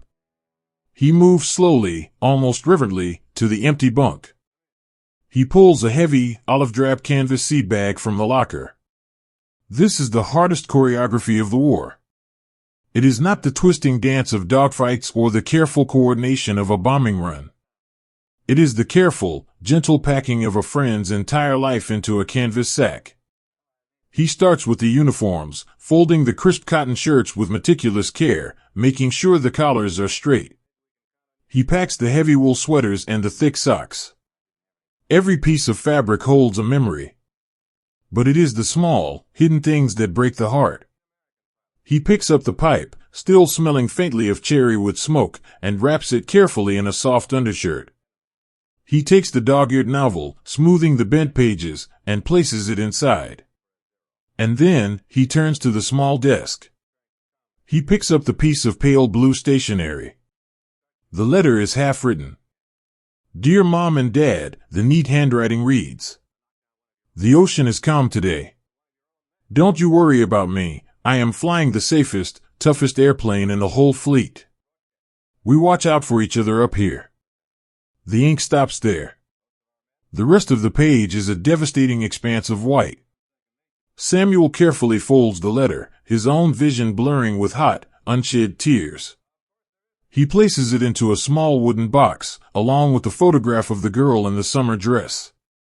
He protects these private fragments of a beautiful life, knowing that when this heavy canvas bag finally arrives on a quiet porch in Illinois, these items will be the most precious things in the world to the people waiting there. This quiet packing is an act of profound, everyday heroism. It is carrying the emotional weight of the war so that a grieving mother or a heartbroken sweetheart might receive their boy's belongings with dignity and grace. So much of the truth of this era is hidden in these quiet, shadowy moments. The official records tally the numbers, the dates, and the coordinates, but they do not capture the tears falling onto a folded wool blanket or the quiet promises made in the dim light of a ship's hold. These untold stories, the quiet, hidden realities of what happened when history looked away, are the very essence of the past that must be preserved. So much of the world was shaped in the shadows, not just by grand battles, but by top-secret operations, quiet sacrifices, and forgotten moments of pure resilience. If you find yourself wanting to learn more about these hidden chapters, to bring light to the forgotten corners of the era, I would love to invite you to join my email newsletter. I will send you a free copy of my ebook, The Shadow War, 5 Top-Secret Operations That Shaped World War II. It is a way to receive weekly deep dives into the espionage, the untold heroism, and the deeply guarded facts of the time. It feels like unlocking a hidden footlocker of history. But please, to keep yourself safe, only use the secure link I've placed in the description below. If you try to search for this on the internet, the top results are unfortunately often fake websites designed to scam you, and I want to make sure you are protected. When Samuel finally pulls the heavy drawstring of the canvas bag tight, tying it into a secure knot, the bunk is bare. The mattress is stripped down to the gray ticking. The photograph is gone from the mirror. The desk is empty. The physical objects have been put away, but the ghost remains. Yet, as Samuel sits back down on his own bed, wiping his tired eyes with the back of his hand, the ghost is no longer something to be feared. It is not a haunting presence. It settles into the room as a quiet, comforting guardian. He looks at the empty mattress. He remembers his friend's laugh, and the steady, calm sound of his voice crackling through the radio static in the terrifying whiteout of a cloud. He remembers the promise they all made to each other when they first climbed into those heavy, sluggish machines, to protect the man flying beside you, no matter the cost. His friend had kept that promise until the very last moment. The night deepens, and the carrier rocks gently, a massive cradle sliding over the endless black waters. The overhead lights are switched to the dim, red night glow, casting long, soft shadows across the steel bulkheads. Samuel lies back against his pillow, pulling his thin blanket up to his chin. He is exhausted, a bone-deep weariness that makes his limbs feel like lead. But as he lies in the dark, listening to the rhythmic breathing of the other boys in the room, he feels a quiet, profound resilience slowly blooming in his chest. He knows that tomorrow, the dawn will break over the Pacific. The loudspeakers will hiss and crackle, calling them to the ready room. He knows he will have to walk back up the steep metal stairs, step out into the cold morning air, and look at the heavy iron birds waiting on the wooden deck. He will walk up to his sluggish, stubborn airplane. He will run his hand along the cold aluminum, feeling the thick armor plate that protects his back. And he will climb inside. He will not do it because he is unafraid. He will do it because he knows his friend would want him to. He will do it to honor the empty bunk, carrying the memory of his wingman into the clouds, knowing that he is never truly flying alone. He closes his eyes, letting the gentle sway of the ocean wash over him. The ship hums its steady lullaby, and Samuel drifts off to sleep, finding peace in the shadows, resting beside the quiet, honorable ghosts of the sky. To touch a piece of paper that recently rested on the kitchen table of your childhood home is to hold a miracle in the middle of the sea. Imagine the vast, unbroken emptiness of the Pacific Ocean. Day after day, the young men on the aircraft carriers looked out at a horizon that never changed. The world was a continuous, hypnotic expanse of deep indigo water and bright, uncaring sky. They lived in a universe made entirely of steel, ocean spray, and the heavy, deafening roar of their engines. They were isolated, floating millions of miles away from the quiet front porches, the rustling autumn trees, and the warm, lamplit living rooms they had left behind. The war demanded that they harden their hearts, that they focus entirely on the heavy iron machines they flew and the terrifying phantoms they faced in the clouds. But there was one day, every few weeks, when the iron walls of their floating fortress would suddenly melt away. It always began with a murmur, a soft whisper that rippled through the mess halls and echoed down the narrow, dimly lit corridors. The supply ship is here. The mail bags are aboard. The atmosphere on the carrier would shift instantly. The heavy, exhausted posture of the deckhands and the quiet, nervous energy of the pilots would evaporate, replaced by a sudden, breathless anticipation. In the middle of the most devastating conflict the world had ever known, the arrival of heavy, olive-green canvas sacks was the most important event on Earth. When mail call was finally announced, the boys would gather in the vast, echoing cavern of the hangar deck. They stood shoulder to shoulder, a sea of young faces bathed in the soft, yellow light of the overhead lamps. They were quiet. The usual teasing and the boisterous laughter of young men were entirely absent. They stood with a reverent stillness, waiting to hear their names called out over the dull hum of the ship's engines. Listen to the sound of it. The gruff voice of the mail clerk echoing through the steel room. Johnson. Miller. Davis. With every name, a young man would step forward, his hand reaching out to take a small, rectangular envelope. In that brief, beautiful moment, he was no longer a warrior. He was no longer a pilot charged with flying a sluggish, heavy machine into a storm of fire. He was just a boy again. He was a son. He was a husband. He was a father who had never held his newborn child. Let us watch a young pilot named Thomas as he receives his letter. He doesn't open it immediately. He holds it carefully in his grease-stained hands, stepping away from the crowd to find a quiet corner of the hangar, beneath the sweeping wing of his heavy fighter plane. He looks at the envelope. He traces the familiar, looping handwriting of his mother with the tip of his thumb. The paper is incredibly thin, wrinkled and worn from its long, impossible journey across the world. Thomas lifts the envelope slightly, bringing it close to his face. He closes his eyes and breathes in. Beneath the pervasive smells of aviation fuel and sea salt, he catches a faint, ghost-like scent of vanilla and old paper. It is the smell of his mother's kitchen. When he finally slides his thumb under the flap and opens the letter, the sound of the tearing paper is impossibly loud in his ears. He unfolds the pages. The handwriting is slightly smudged, written with a fountain pen at a desk thousands of miles away. The words do not speak of the world's troubles. They speak of the beautiful, deeply grounding anchor of the ordinary.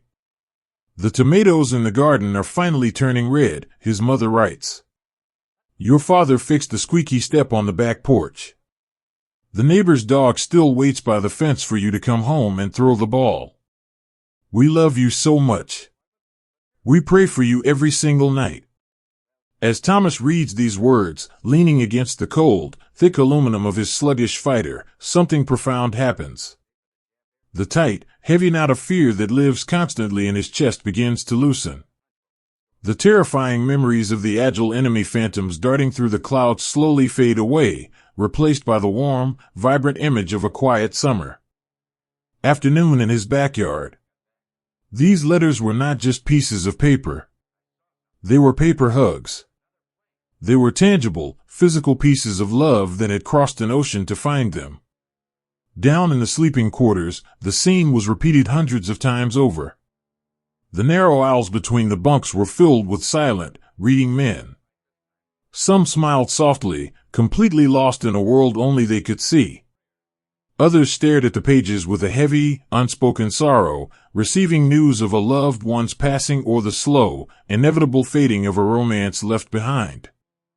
But whether the letters brought joy or heartache, they brought tears. You could hear it in the quiet dark of the berthing compartment.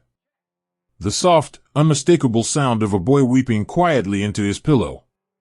They were not tears of fear. They were tears of pure, overwhelming release. The ink on the pages would blur and run as a single tear escaped a tired eye and splashed onto the paper. It was a beautiful, deeply human mingling of elements, the ink written by a loving hand back home, and the tear of the boy who received it. We often talk about the armor of the airplanes.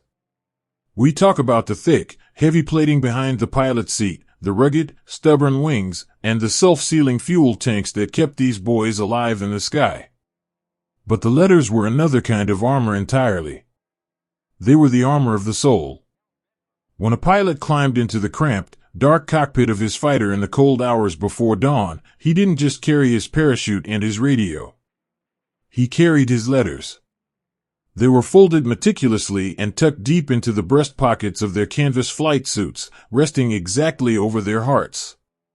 As they flew into the vast, lonely blue, waiting for the enemy to drop from the clouds, they would reach up with a heavy, gloved hand and press against that pocket. They could feel the crinkle of the paper. They could feel the invisible weight of the people who loved them. It gave them a reason to endure. It gave them a reason to trust their heavy, sluggish machines, because that unglamorous, iron airplane was the only thing that could safely carry them back down to the deck, back to the letters, and eventually, back to the arms of the people who wrote them. This profound physical connection to the past, the act of holding a tangible piece of history in your hands, is incredibly powerful. Just as those boys found comfort in the physical artifacts of their lives, many of us today find a deep sense of connection by holding the artifacts of their history. If you are someone who wishes to honor the past in a tangible way, I often recommend exploring the rich collections of World War II memorabilia available on Amazon, or immersing yourself in the visual history of the Pacific Theater by watching the beautifully crafted movie Midway on Prime. Surrounding yourself with these pieces of history is a wonderful way to remember their quiet heroism. But please, to keep yourself safe, only use the secure link I've placed in the description below. If you try to search for this on the internet, the top results are unfortunately often fake websites designed to scam you, and I want to make sure you are protected. As the evening wore on, the letters would slowly be folded back into their envelopes. The boys would pass around the small, precious gifts that had been tucked inside the canvas bags. A tin of homemade cookies, broken into crumbs but tasting like heaven. A small, black and white photograph of a baby born while a father was at sea. A piece of dried fruit, shared carefully among 4 friends sitting cross-legged on a wool blanket. These small moments of sharing were acts of profound kindness. A boy who did not receive a letter that day would be quietly offered a cookie by his bunkmate. A photograph of a pretty girl would be passed down the line, drawing soft, respectful smiles and wistful sighs. They shared their homes with each other, weaving their individual families into one massive, floating brotherhood. Let us look at an older mechanic, a man named Arthur, whose hair is beginning to thin and whose hands are permanently etched with grease. Arthur is sitting on an overturned wooden crate on the hangar deck. He has received a small, uneven envelope. Inside is a piece of rough construction paper. It is a drawing from his 5-year-old daughter. It is a crayon masterpiece of a bright yellow sun, a very square-looking house, and a stick figure with a large, lopsided smile. At the bottom, in large, wobbly letters guided by her mother's hand, it says, "For Daddy." Arthur stares at the drawing for a very long time. The massive, heavy fighters surrounding him in the hangar suddenly seem very small compared to the profound weight of that single piece of paper. He carefully folds it, places it inside a clean glass jar, and sets it on the shelf above his workbench. For the rest of the voyage, every time his muscles ache from turning heavy wrenches, every time he feels the deep exhaustion of the endless night shifts, he will look up at that wobbly yellow sun. And he will keep working. He will keep fixing the heavy iron planes, knowing that every bolt he tightens brings him one day closer to the little girl who drew it.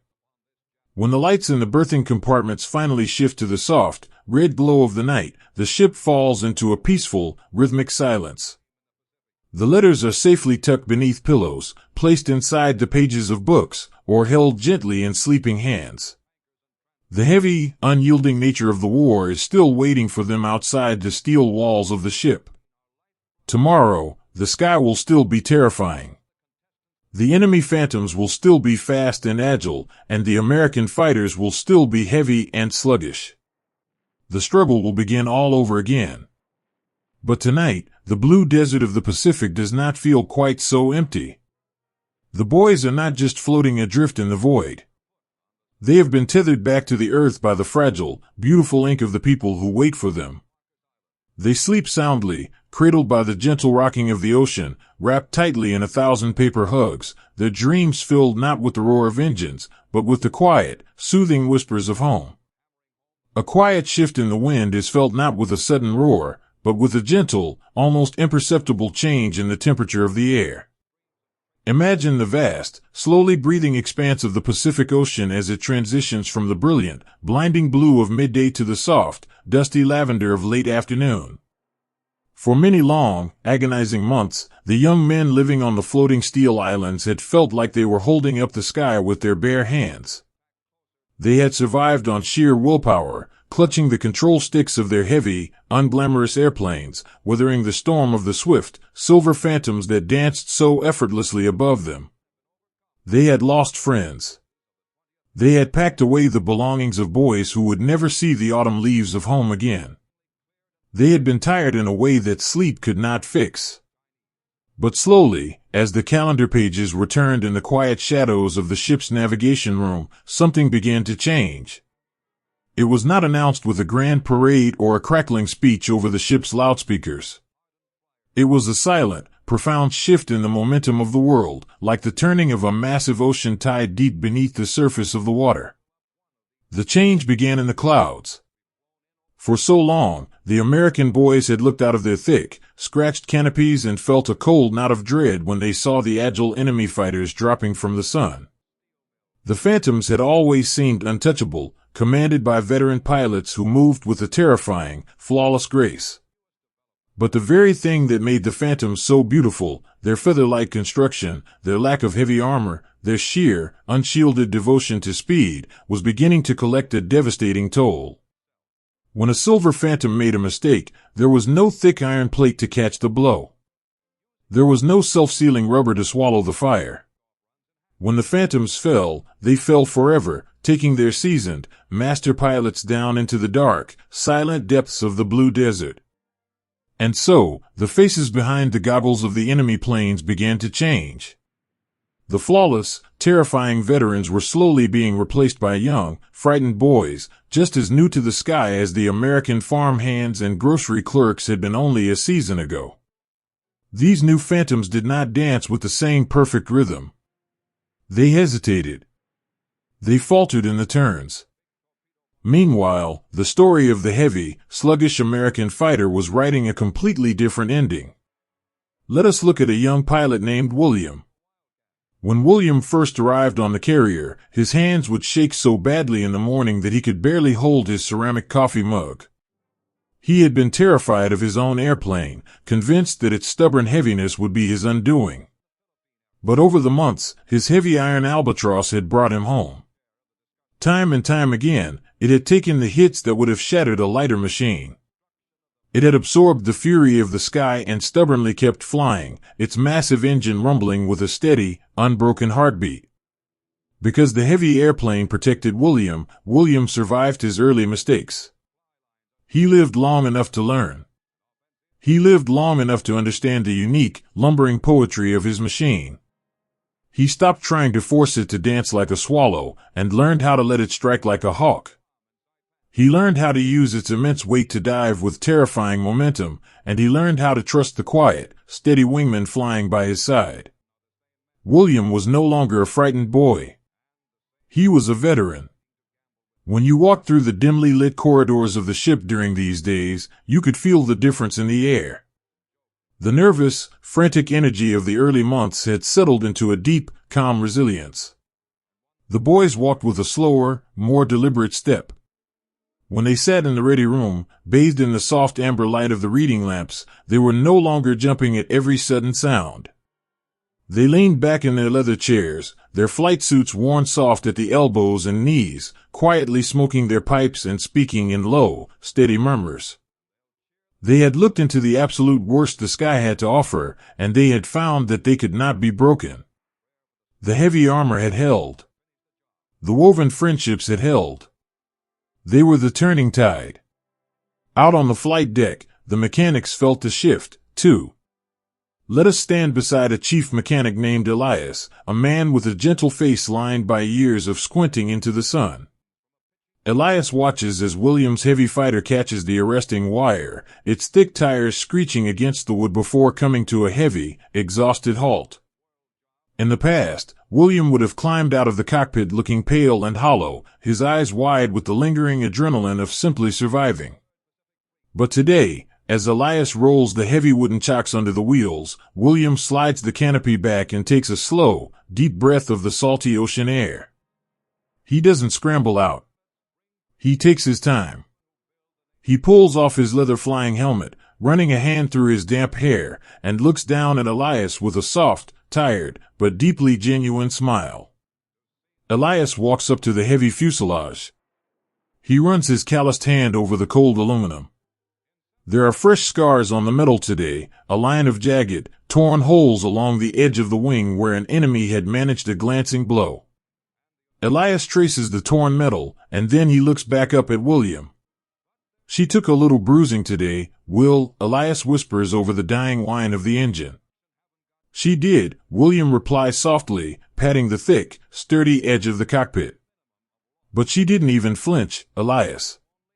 She just kept her nose down and brought me straight back to you. They can't knock her out of the sky. They just can't." There is no arrogant boasting in William's voice.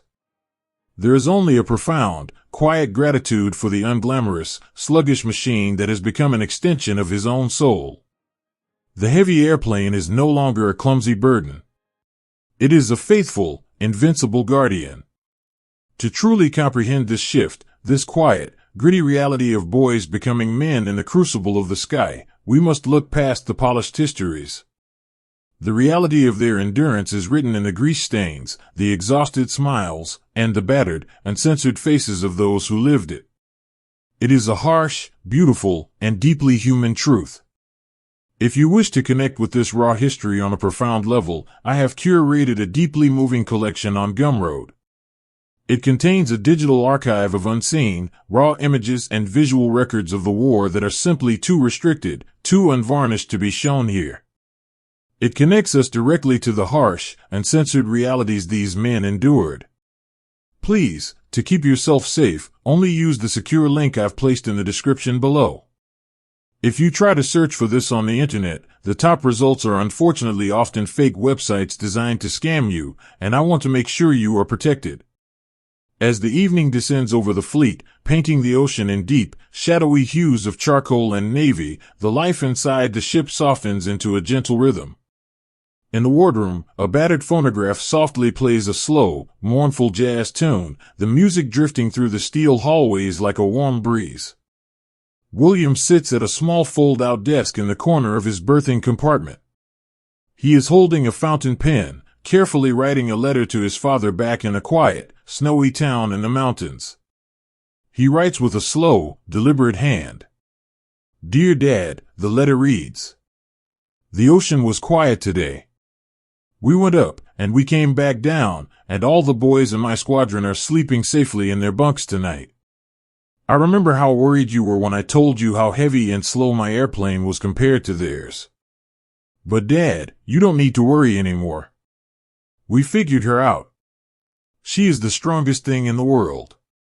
She is like that old draft horse we used to have, the one that could pull the plow through the deepest mud when all the other horses gave up. She doesn't quit. And because she doesn't quit, neither do we."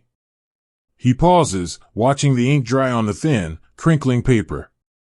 He thinks about the empty bunks from the early days, the ghosts of the boys who didn't get to see the tide turn.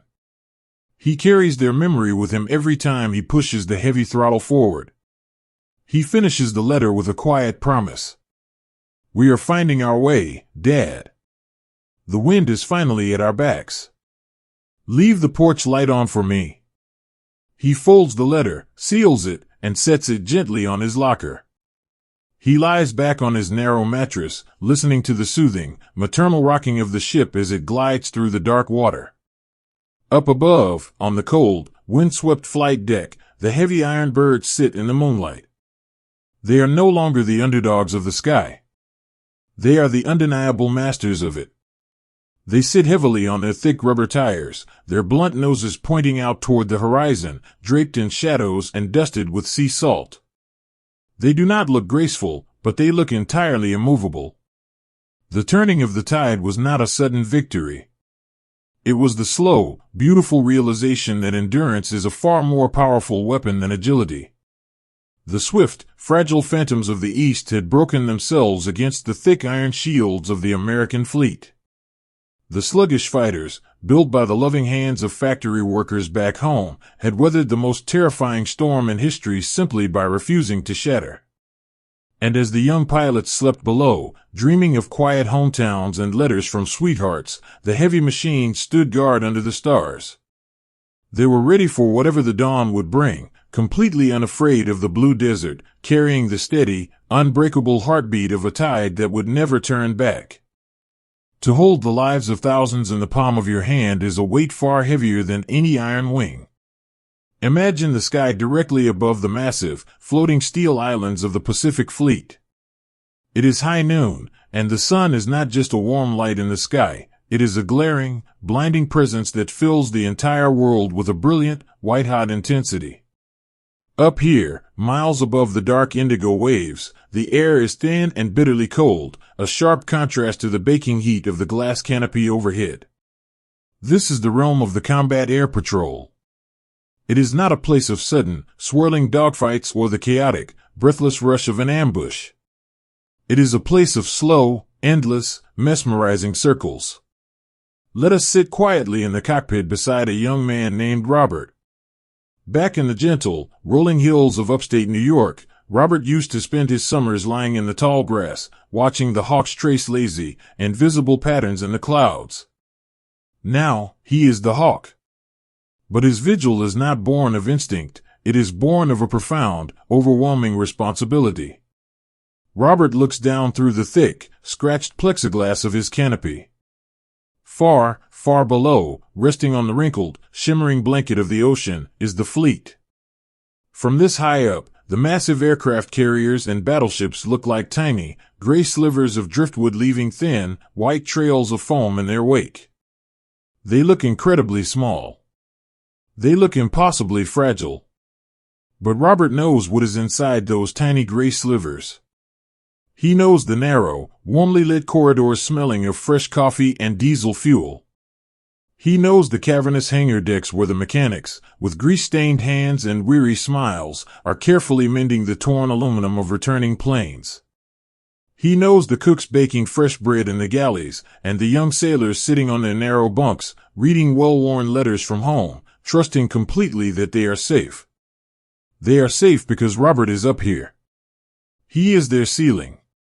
He is the invisible, iron roof over their heads. The heavy, sluggish fighter he flies is perfectly suited for this quiet, grueling task. It was never meant to be a swift, darting swallow. It was built to endure. Its thick, stubborn wings hold massive reserves of fuel, allowing it to loiter in the sky for agonizingly long hours. Its massive engine, rumbling with a deep, steady, hypnotic thrum, does not complain about the slow, continuous banking. It just keeps pulling him in a wide, protective orbit, a faithful watchdog circling the perimeter of a sleeping house. But the toll this vigil takes on the human body is profound. Robert has been in the air for hours. The heavy leather flying helmet presses tightly against his ears, and the rubber edge of his oxygen mask leaves deep, aching grooves in his cheeks. His shoulders are tight, cramped from sitting perfectly still in the narrow, metal seat. The vibrations of the engine have seeped into his bones, leaving his hands and feet with a strange, buzzing numbness. The hardest battle up here is not against the silver phantoms of the enemy. It is the silent, grinding battle against fatigue. The constant, droning hum of the propeller is a powerful lullaby. The blinding glare of the sun reflecting off the ocean below makes his eyes water and burn. Every time he blinks, his eyelids feel heavier, lined with invisible sand. He has to force himself to keep his head moving, to scan the empty, glaring horizon, searching for the tiny, dark speck that might mean danger is approaching the boys below. To stay awake, Robert plays quiet games in his mind. He traces the exact route he used to walk from his front door to the local cinema back home, remembering the cracks in the sidewalk and the smell of the bakery on the corner. He recites the names of his high school baseball team. And when the loneliness becomes too heavy, he reaches up with a thick, gloved hand and presses it gently against the canvas pocket over his heart. Inside that pocket is a letter from his father.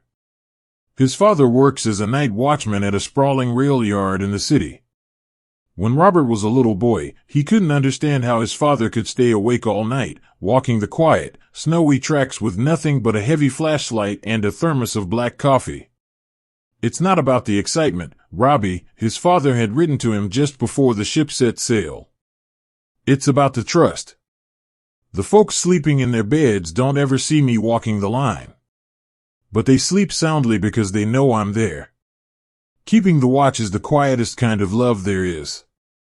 Reading those words in the dim light of his bunk weeks ago, Robert had finally understood. And now, suspended in the cold, thin air above the Pacific, he lives it. He is the night watchman of the Blue Desert. He does not ask for glory or a chest full of medals. He only asks that his heavy iron airplane keeps carrying him in these slow, endless circles, so the thousands of men sleeping below can dream of home and peace. This level of quiet, unseen dedication, the willingness to endure long, exhausting hours simply to watch over others, is the true heartbeat of this era. It is a story of profound stamina and silent devotion. In a very similar way, bringing these deeply human, forgotten stories into the light requires a massive amount of unseen hours, meticulous research, and quiet dedication. Reading the faded letters, verifying the gentle truths, and crafting these late-night journeys takes an immense amount of time. If you find peace and value in these stories, and if you would like to support the quiet work it takes to keep this history alive, I have set up a Ko-Fi page. There, you can leave a small tip, even as low as $1, which helps tremendously to sustain this massive research effort. But please, to keep yourself safe, only use the secure link I've placed in the description below. If you try to search for this on the internet, the top results are unfortunately often fake websites designed to scam you, and I want to make sure you are protected. As the hours stretch on, the physical isolation of the patrol begins to play tricks on the mind. The sky seems to grow larger, expanding until Robert feels like he is flying inside a massive, hollow pearl. The horizon blurs, the blue of the ocean melting seamlessly into the blue of the sky until there is no up, no down, only the endless, blinding void.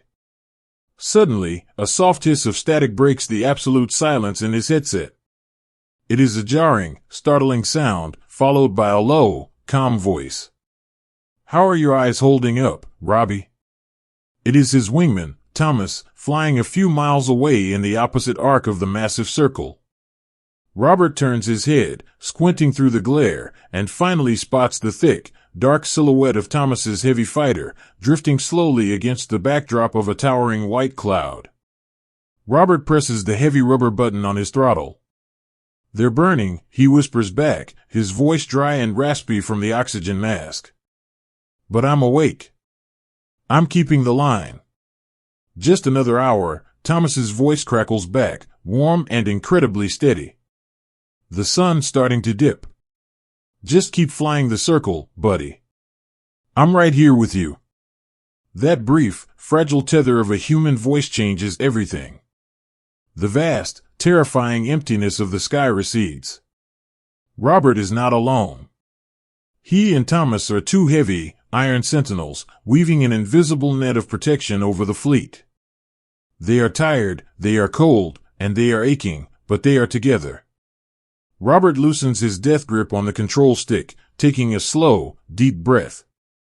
He lets the sluggish, dependable nature of his airplane take over. He stops fighting the heavy controls and simply lets the machine settle into its natural, lumbering rhythm. He feels a sudden wave of deep affection for the thick aluminum wings spreading out on either side of him. The other planes, the swift and beautiful phantoms of the enemy, could never endure this. They would run out of fuel. Their lightweight engines would overheat. They were built for a sprint, a chaotic dance of fire. But Robert's machine was built for the marathon. It was built to take the watch and hold it, hour after agonizing hour. Finally, the angle of the light begins to change. The blinding, white-hot glare of the afternoon softens, turning into a rich, golden honey that pours across the surface of the ocean. The shadows of the clouds grow long and deep. The radio hisses again, this time with the crisp, professional voice of the flight controller down on the carrier. Relief flight is ascending. You are clear to return to the nest. Good watch, boys. Below them, Robert can see tiny black dots climbing up from the gray sliver of the ship. It is the next shift. Another group of tired, quiet boys coming up to take their turn in the cold air, to walk the invisible perimeter of the sky. Robert banks his heavy fighter, peeling away from the endless circle. The descent is a slow, beautiful release. As he drops lower, the air begins to warm, seeping through the cockpit and thawing his numb fingers. The vast, abstract expanse of the ocean resolves into clear, rolling waves. The tiny gray slivers grow into massive, floating cities of steel. He enters the landing pattern, the rhythmic, heavy thrum of his engine echoing across the water.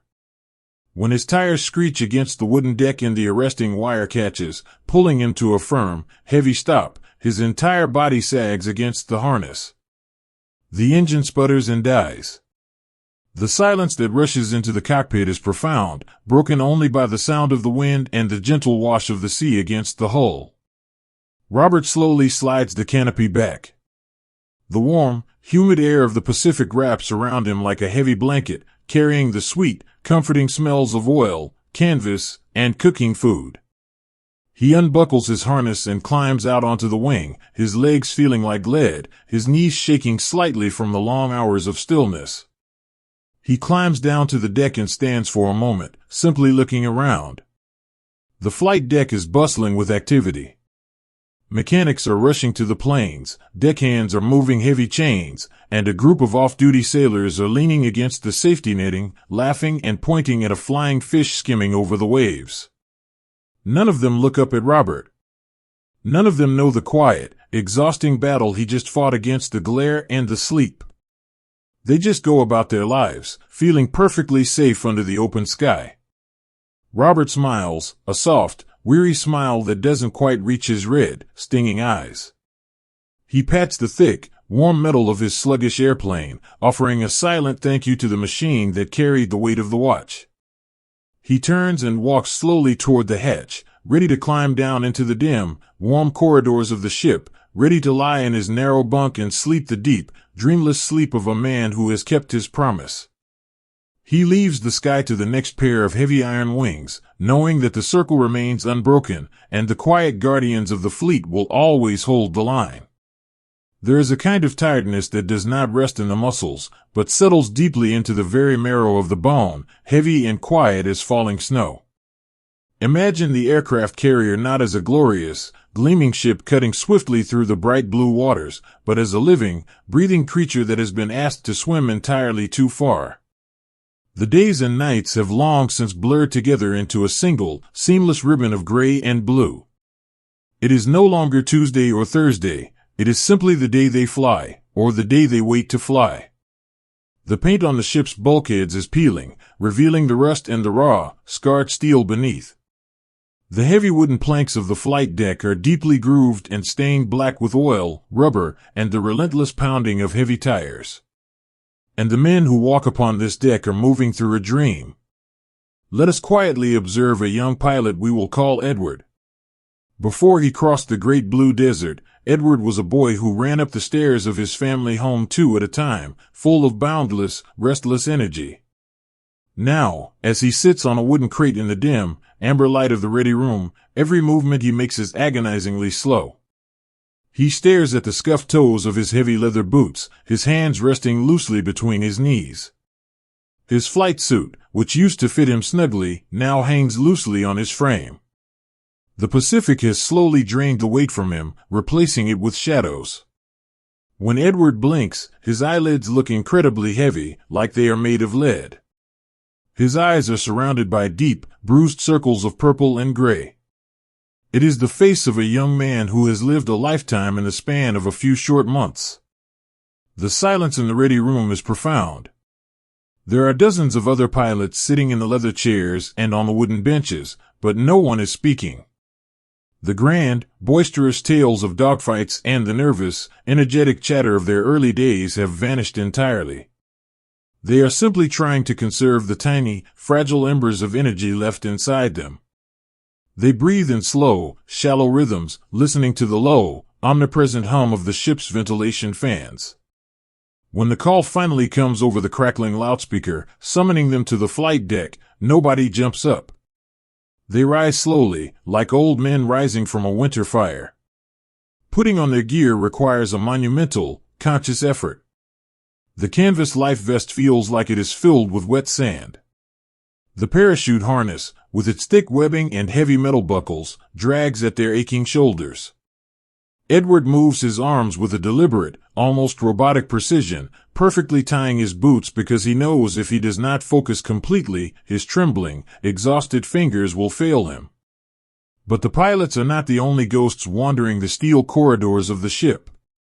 Down below, in the massive, cavernous space of the hangar deck, the true weight of the war is being carried by hands permanently stained with black grease. The mechanics live in a world of perpetual twilight, illuminated only by the harsh, swinging glow of the work lamps and the sudden, brilliant showers of golden sparks from the welding torches. Let us stand beside an older mechanic named George. George has not slept in a proper bunk for 3 days. When the exhaustion finally overtakes him, he simply curls up on a canvas tarp beneath the broad, protective wing of the heavy iron fighter he tends to, pulling his greasy jacket over his head to block out the noise. George's hands are a map of cuts, burns, and calluses. He works on the sluggish American fighters with a desperate, loving devotion. The airplanes are just as exhausted as the men. Their thick aluminum skins are battered and scraped, patched over with raw, unpainted metal. Their engines, those massive, beating hearts, require constant, meticulous coaxing to roar back to life. George is currently standing on a ladder, his head buried deep inside the cowling of Edward's airplane. He is tightening a heavy bolt, his muscles trembling with the sheer, physical strain of it. He pauses, leaning his forehead against the cold metal of the engine block, and simply closes his eyes for 10 seconds. He allows himself 10 seconds of absolute stillness. Then, he opens his eyes, takes a slow, deep breath of the oil-soaked air, and tightens the wrench one final time. When Edward finally walks down to the hangar deck to check on his plane, he finds George wiping his hands on a filthy rag. They do not exchange snappy salutes or formal military greetings. They are far beyond that now. They share the deep, unspoken intimacy of two men who are surviving at the very edge of human endurance. George reaches into the deep pocket of his overalls and pulls out a small, dented tin cup. He has saved a few swallows of coffee from the morning's mess hall run. It is cold, bitter, and tastes faintly of machine oil, but he holds it out to Edward. Edward takes the cup with both hands, his fingers brushing against George's calloused knuckles. He drinks the cold coffee slowly, savoring the harsh, grounding taste of it. It is a tiny, beautiful moment of grace in the middle of a steel cave. It is the quiet heroism of sharing what little you have with the brother standing beside you. "She's running a little rough on the left side, Ed," George whispers, his voice raspy and thin. "But I patched the fuel line. She'll get you up there, and she'll bring you back. You just have to treat her gentle." I always do, George, Edward replies softly, handing the tin cup back. Thank you. There is a profound, almost heartbreaking beauty in this unvarnished reality. The history books often gloss over the dark circles, the trembling hands, and the cold, bitter coffee, preferring to focus on the grand, sweeping movements of the fleet. But to truly honor these men, we must see them exactly as they were, exhausted, frightened, deeply human, and yet entirely unbroken. Preserving this raw, unfiltered truth is the very heart of why I tell these stories. For those of you who want to journey even deeper into this unpolished history, I warmly invite you to join my Patreon. There, we share free extended podcasts, raw and unblurred video sections that show the true faces of this era, and a tip jar to help sustain this deeply passionate community of history lovers. It is a quiet place to truly connect with the past. But please, to keep yourself safe, only use the secure link I've placed in the description below. If you try to search for this on the internet, the top results are unfortunately often fake websites designed to scam you, and I want to make sure you are protected. Before Edward climbs the steep, narrow ladders to the flight deck, he finds a quiet corner in the hangar. He reaches into the deep pocket of his flight suit and pulls out a letter. He does not need to unfold it. He has read it so many times that the words are permanently etched into his mind, and the paper has worn as soft as a piece of cotton fabric. It is from his wife, Martha. She had written it sitting at their kitchen table, while the afternoon rain washed the windows of their small house. He holds the folded, fragile paper between his hands, pressing it gently against his lips. He can no longer smell the lavender soap or the fresh ink. He can only smell the damp canvas and the salt of the sea. But in his mind, he is there. He can hear the rain. He can hear the soft, rhythmic ticking of the clock on the wall. He lets the peacefulness of that memory wash over him, a gentle, invisible river flowing through the dry, exhausted desert of his mind. It is a fleeting comfort, but it is enough. It is enough to give him the strength to lift his heavy boots and begin the long climb up to the sky. When Edward steps out onto the flight deck, the wind off the Pacific is cold and sharp, biting through the thin fabric of his uniform. The heavy iron fighters are lined up in the gloom, their massive propellers perfectly still. They look like ancient monuments carved from solid lead, brooding and silent under the gray clouds. Edward walks to his assigned plane. He places his hand on the thick wing, feeling the chill of the aluminum. He lifts his leg, a movement that takes a tremendous, conscious effort, and climbs up onto the wing root. He slides down into the dark, cramped cockpit.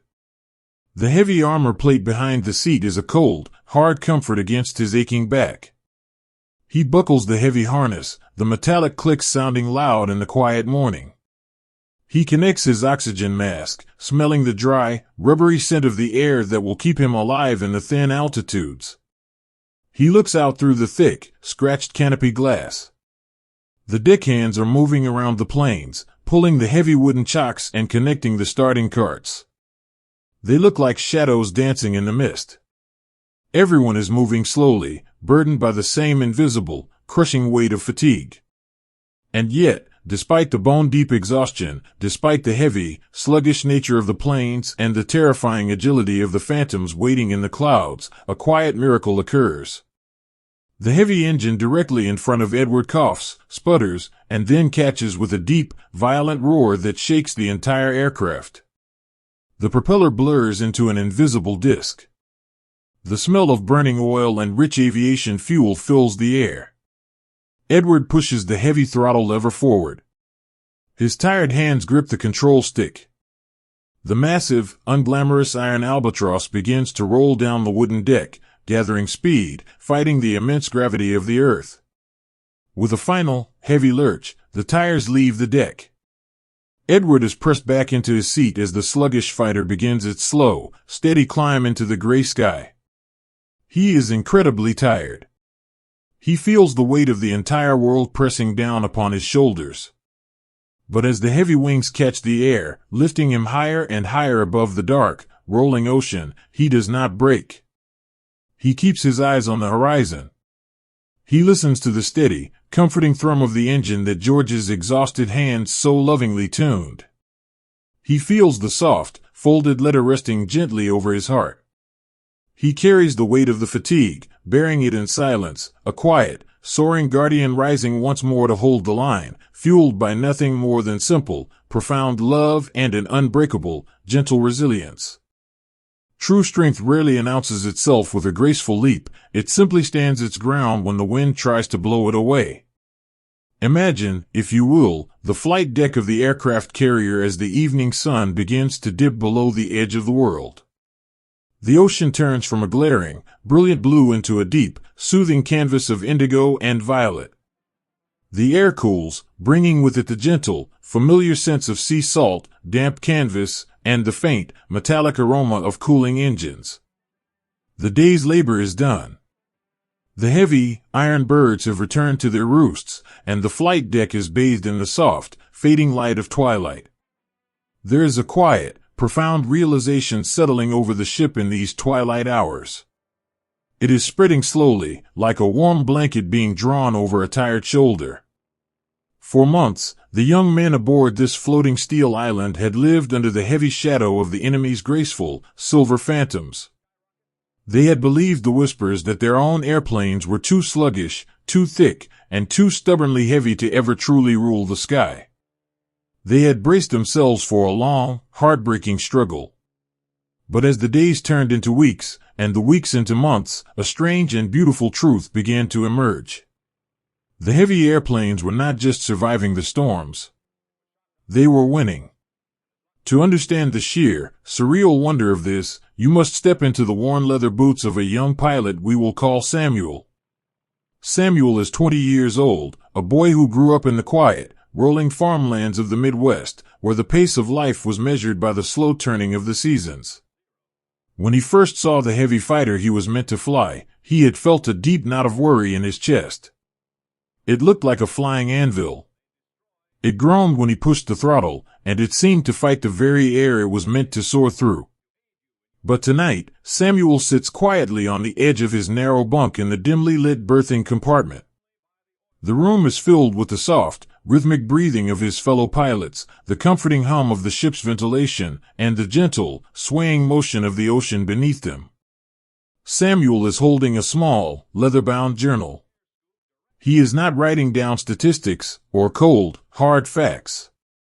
He is writing about a miracle. He writes with a slow, careful hand.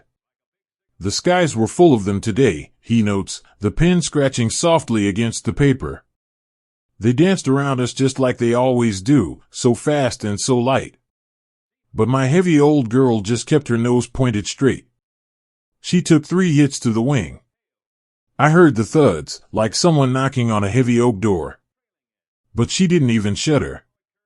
She just kept pulling me through the blue, steady and sure. Samuel stops writing for a moment and looks up. He looks at the bunks around him. In the early, terrifying days of their journey, there were always empty mattresses when the evening came. There were always quiet, heartbreaking rituals of packing away the belongings of boys who had been swallowed by the vast horizon. But tonight, every single bunk is full. The mess hall had been loud with the sound of clinking silverware and the warm, golden sound of young men laughing. The realization is almost overwhelming. The unglamorous, sluggish machine they had so deeply doubted has become an unlikely victor. It hasn't won by being the fastest, or the most beautiful, or the most agile. It has won by being absolutely, fundamentally unbreakable. When the silver phantoms made a mistake, they fell. But when Samuel and his friends made a mistake, the thick armor plating and the heavy, self-sealing fuel tanks forgave them. The airplane absorbed their human errors, wrapped them in a shield of thick aluminum, and brought them home to sleep. This kind of victory, a triumph born not of flash or brilliance, but of quiet, stubborn endurance, is a deeply hidden truth of the era. We are so often drawn to the glamorous stories of speed and effortless grace. But the true, beating heart of history is usually found in the shadows, in the unpolished, unglamorous things that simply refuse to give up. There is something profoundly moving about uncovering these quiet, unseen realities, the hidden operations, and the forgotten heroes that truly shaped the world while no one was looking. If you find peace and fascination in stepping away from the loud, familiar headlines to explore the quiet, shadowy corners of the past, I would love to invite you to join my email newsletter. When you sign up, I will send you a free copy of my ebook, The Shadow War: 5 Top Secret Operations That Shaped World War II. It is a wonderful way to receive weekly deep dives into the espionage, the untold resilience, and the forgotten facts that history so often leaves behind. It feels like uncovering a secret, whispered story from a friend. But please, to keep yourself safe, only use the secure link I've placed in the description below. If you try to search for this on the internet, the top results are unfortunately often fake websites designed to scam you, and I want to make sure you are protected. Down in the cavernous, echoing space of the hangar deck, the unlikely victory is being recorded in a very different way. The air down here is always warm, carrying the thick, comforting sense of machine oil, warm rubber, and fresh paint. Let us stand beside a mechanic named Elias.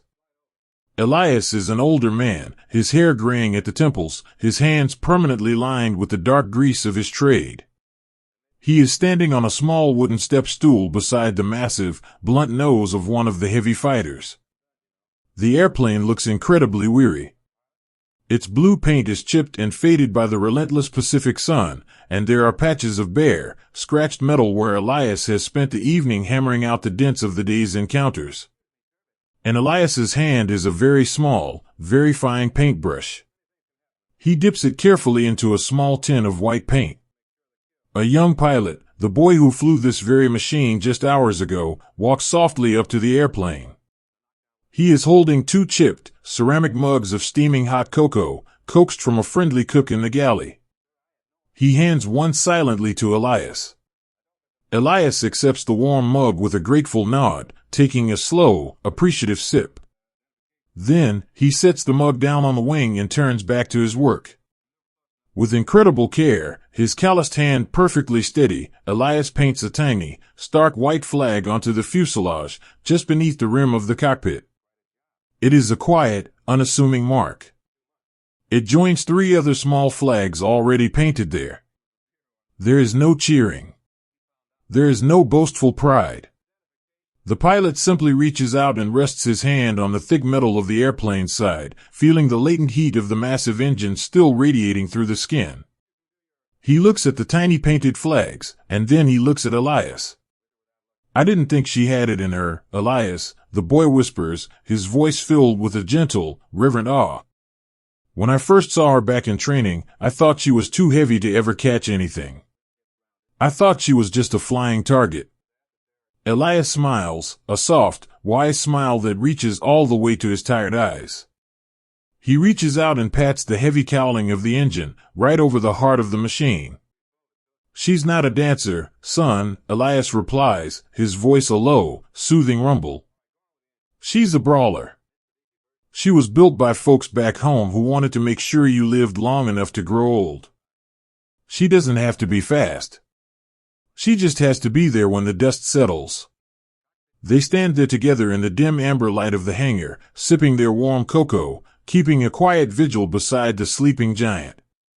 It is a moment of pure, everyday heroism, the mechanic who pours his soul into tightening every bolt, and the boy who trusts his life to the heavy wings. They are bound together by this unlikely victor, this sluggish machine that has defied every expectation and rewritten the rules of the sky. As the night deepens, the aircraft carrier becomes a cradle, rocking gently on the dark, endless waters of the Pacific. The wind hums softly through the communication wires strung high above the deck, a peaceful, lulling melody. The realization of their success begins to seep into the very dreams of the sleeping men. The tense, fearful nightmares of falling, of being outmaneuvered and lost in the blinding clouds, slowly begin to fade away. They are replaced by dreams of the future. The young men dream of the front porches they will return to. They dream of the sweethearts who are waiting for them, of the quiet, dusty roads of their hometowns, and the soft, cool grass of their own backyards. They can allow themselves to dream these things now because they finally believe they are going to make it home. They have looked at the terrifying, agile phantoms of the enemy, and they have watched them break against the unyielding iron of their own heavy wings.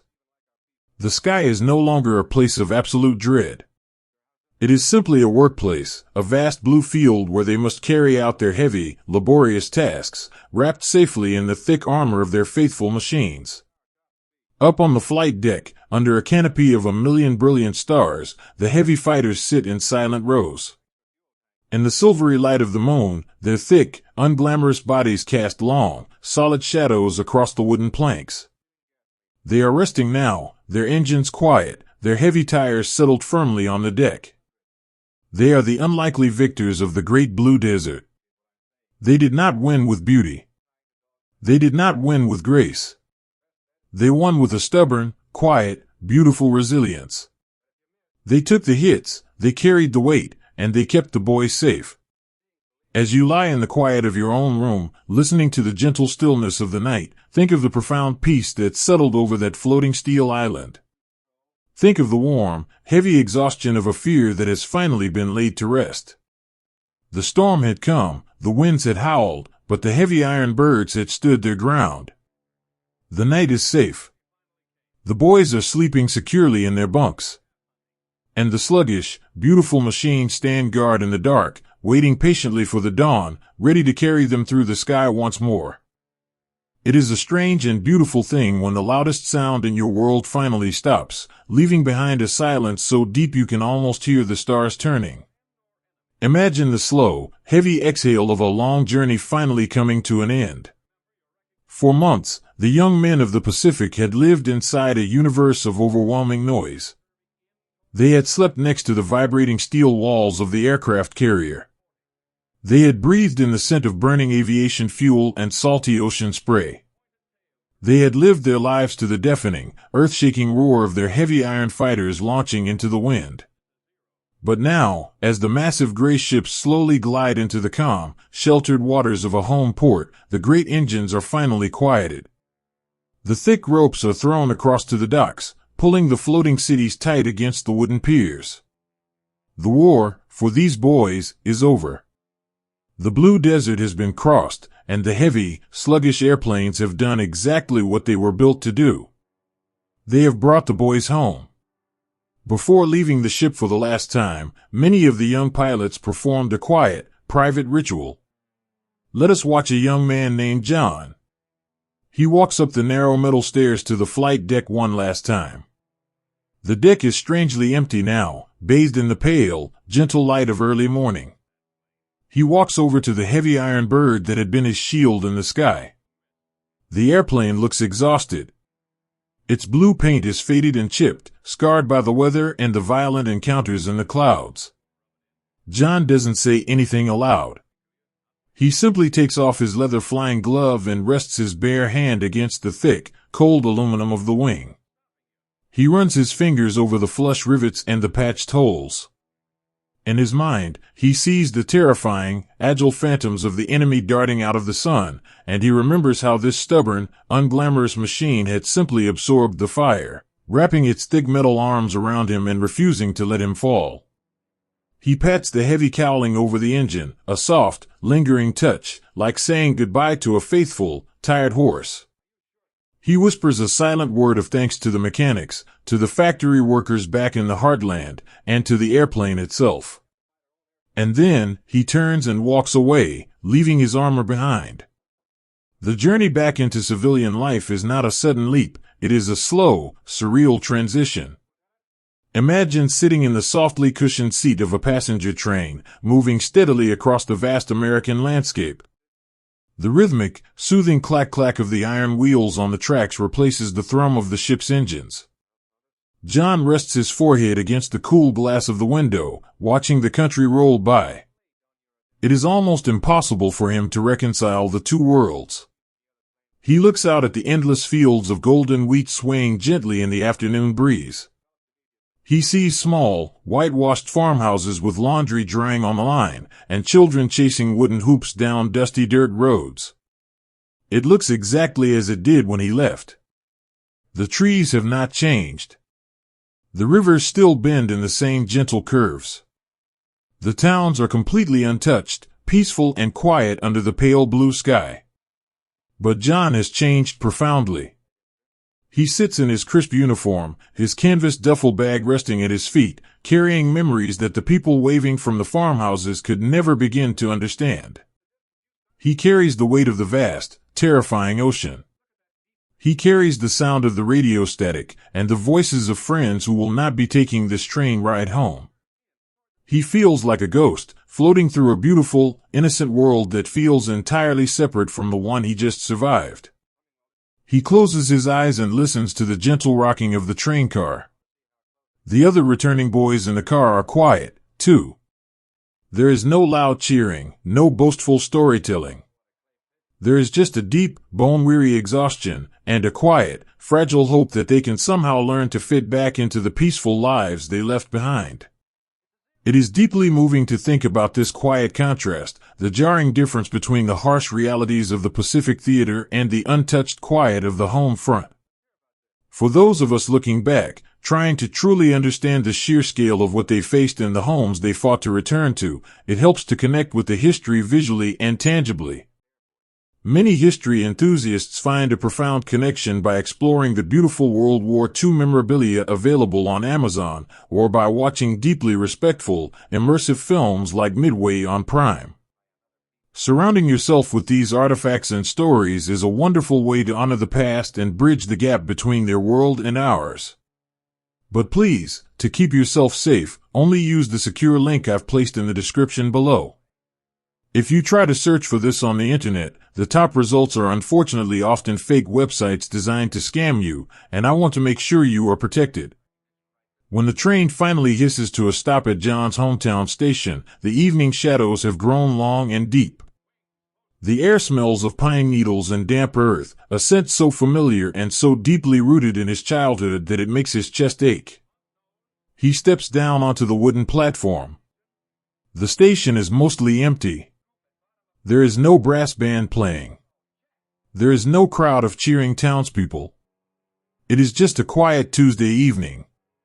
He shoulders his heavy canvas bag, the same bag he packed in the dim, fearful light of the barracks so many months ago, and begins to walk. The walk through his hometown is a journey through his own memories. He passes the old cinema, its marquee glowing softly in the twilight. He passes the corner bakery, where the faint scent of cinnamon still lingers in the air. He walks under the grand, arching branches of the oak trees that line Main Street, their leaves rustling softly in the wind. The silence of the town is incredibly loud to him. It is a peaceful, beautiful silence, but it is heavy with the absence of the roaring engines and the crashing waves. He turns the corner onto his street.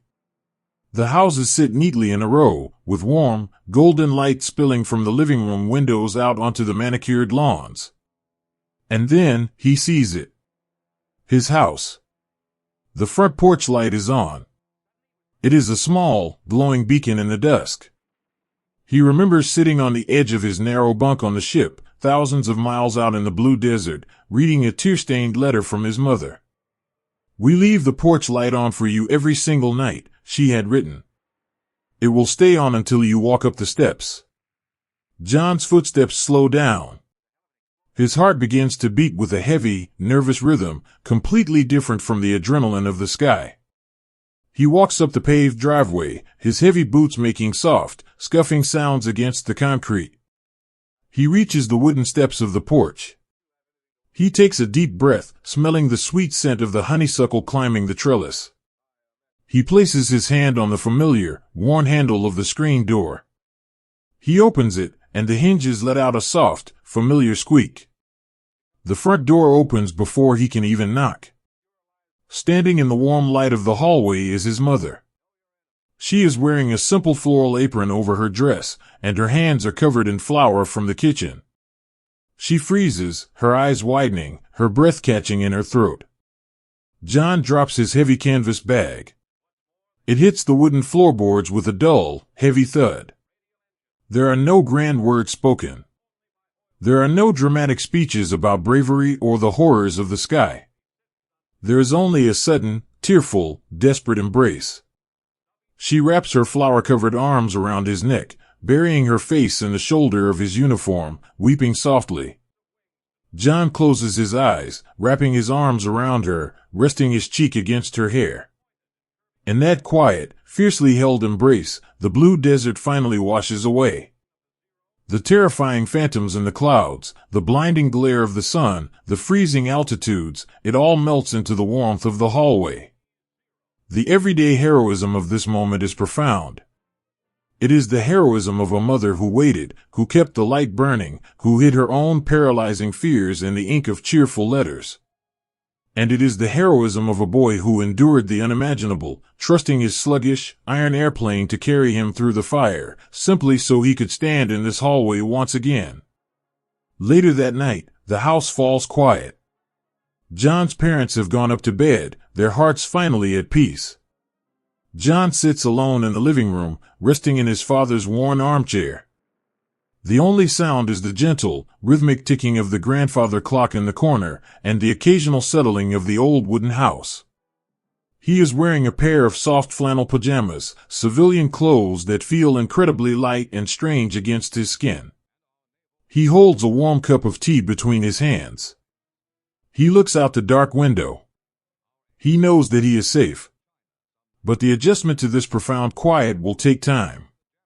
He knows that when he closes his eyes, he will still feel the phantom vibration of the heavy engine in his bones. He knows he will still listen for the crackle of the radio static and the comforting, steady voice of his wingman. The ghosts of the boys who did not return will sit with him in this quiet room, forever young, forever flying their heavy machines through the clouds of his memory. But as John takes a slow sip of the warm tea, he feels a deep, abiding sense of gratitude. He touches his chest, right over his heart, where the letters used to rest. He is home. The iron albatross, that beautiful, stubborn, deeply unglamorous machine, had kept its promise. It had taken the hit so he wouldn't have to. He leans his head back against the chair and closes his eyes. The ticking of the clock sounds like a steady, peaceful heartbeat. The silent return is complete. The night is completely still, completely safe, and for the first time in a very long time, the young man from the sky falls into a deep, dreamless, and truly restful sleep. Time does not simply pass, it gently folds the sharpest edges of our history into the quiet embrace of the earth. Imagine a place far, far away from the neat, manicured lawns and the quiet, paved streets of home. Imagine a small, forgotten island sitting in the vast, warm expanse of the South Pacific. The air here is heavy, rich, and humid, carrying the sweet, intoxicating scent of crushed orchids, damp earth, and the salt of the nearby sea. The jungle canopy overhead is incredibly dense, a magnificent, vibrant ceiling of emerald green leaves that filters the harsh, blinding sunlight into a soft, dappled glow. Listen to the sounds of this place. There are no roaring engines here. There are no sudden, terrifying shouts or the chaotic static of a radio. There is only the gentle, rhythmic dripping of water falling from broad fern leaves after a passing rain shower. There is the soft, musical hum of insects, and the occasional, distant call of a tropical bird. It is a place of absolute, profound peace. If you were to walk softly through this thick undergrowth, carefully pushing aside the heavy, hanging vines, you might stumble upon a shape that does not quite belong to the natural world. Beneath a thick blanket of creeping moss and delicate, climbing ferns, there is a massive, resting silhouette of aluminum and steel. It is one of our heavy, sluggish iron albatrosses. It has been sitting here, entirely alone, for a very long time.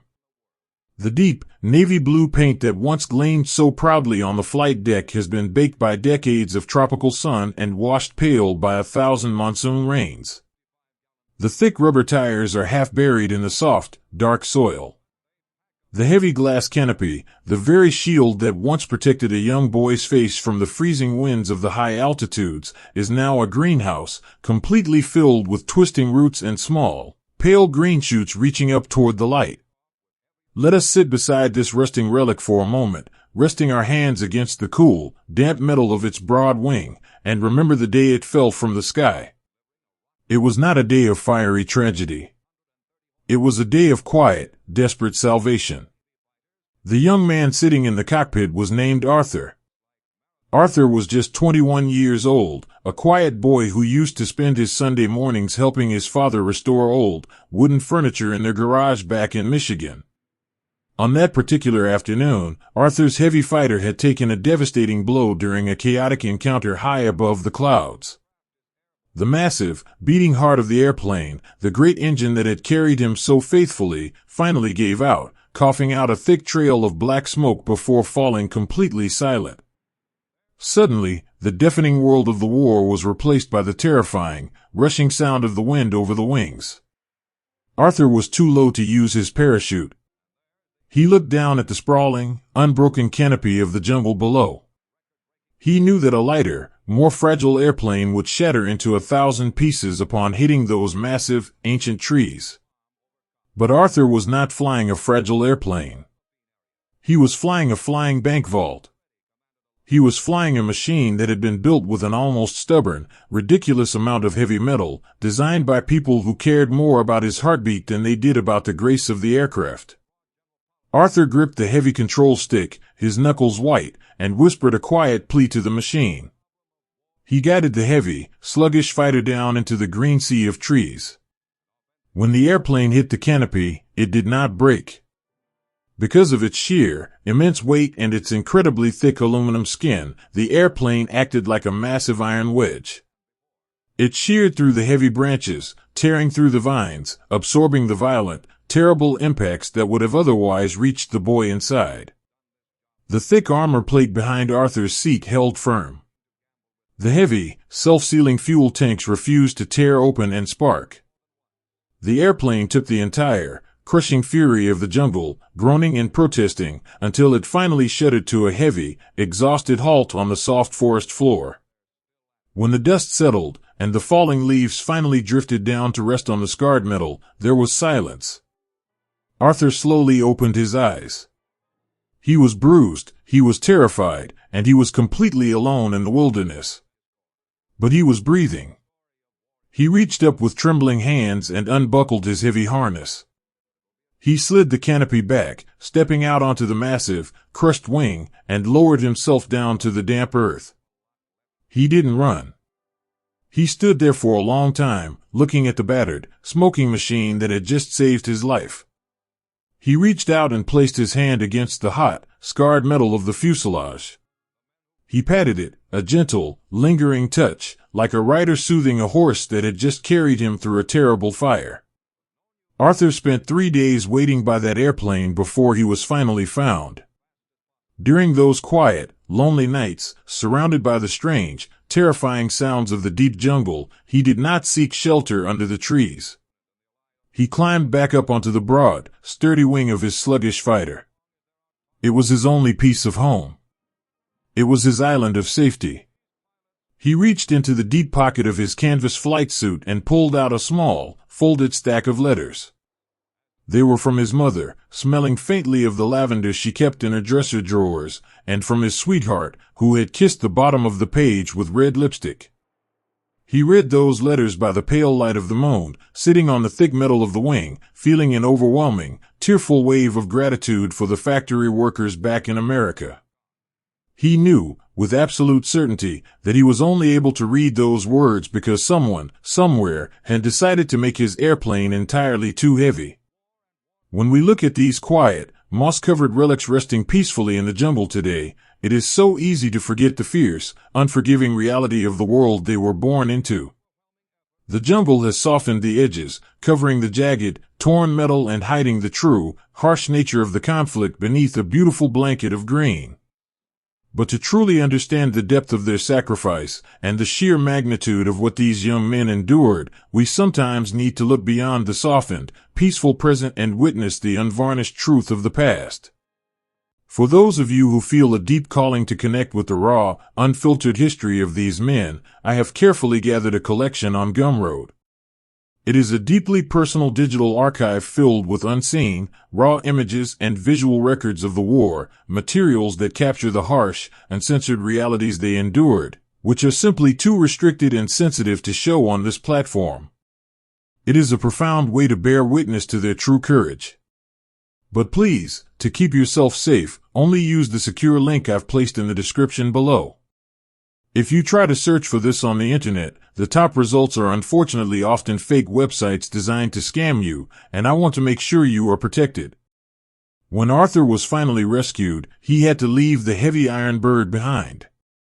The jungle was too thick, the machine too massive to ever be moved. As he walked away, following his rescuers through the dense undergrowth, he turned back one last time to look at the airplane. It was already beginning to be swallowed by the shadows of the forest. He whispered a final, heartfelt goodbye to the heavy wings that had refused to let him die. And so, the airplane stayed. As the decades slowly rolled by, the world moved on. The great fleets of steel ships sailed away, the roar of the engines faded from the skies, and the young boys who flew them grew into old men. They returned to their farms, they opened hardware stores, they sat on their front porches and watched their grandchildren play in the fading summer light.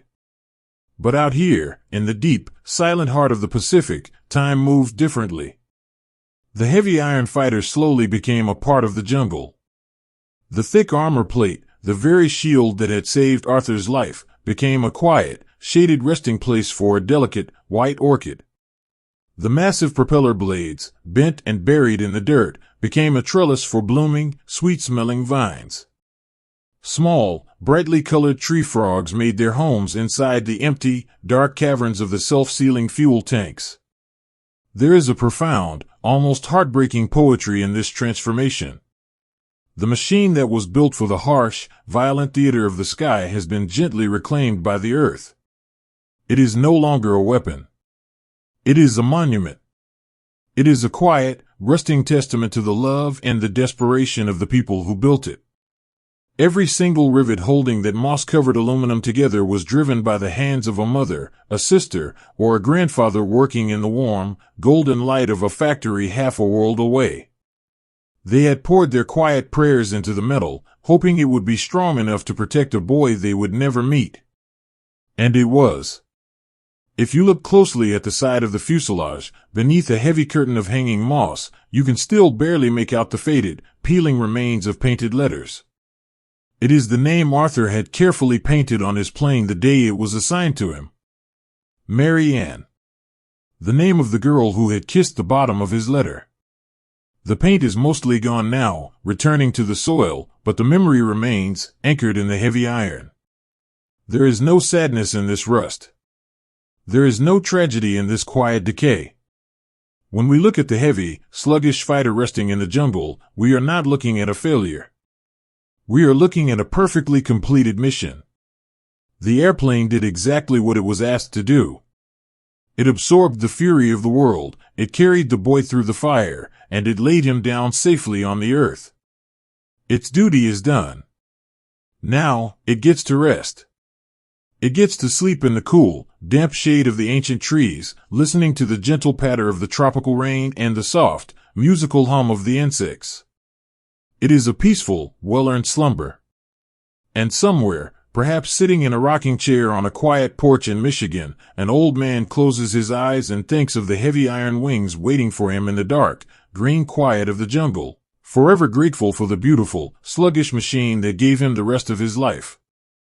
The sky does not hold on to the echoes of the past, it simply absorbs them, painting our loudest memories into the quiet, fading colors of the dusk.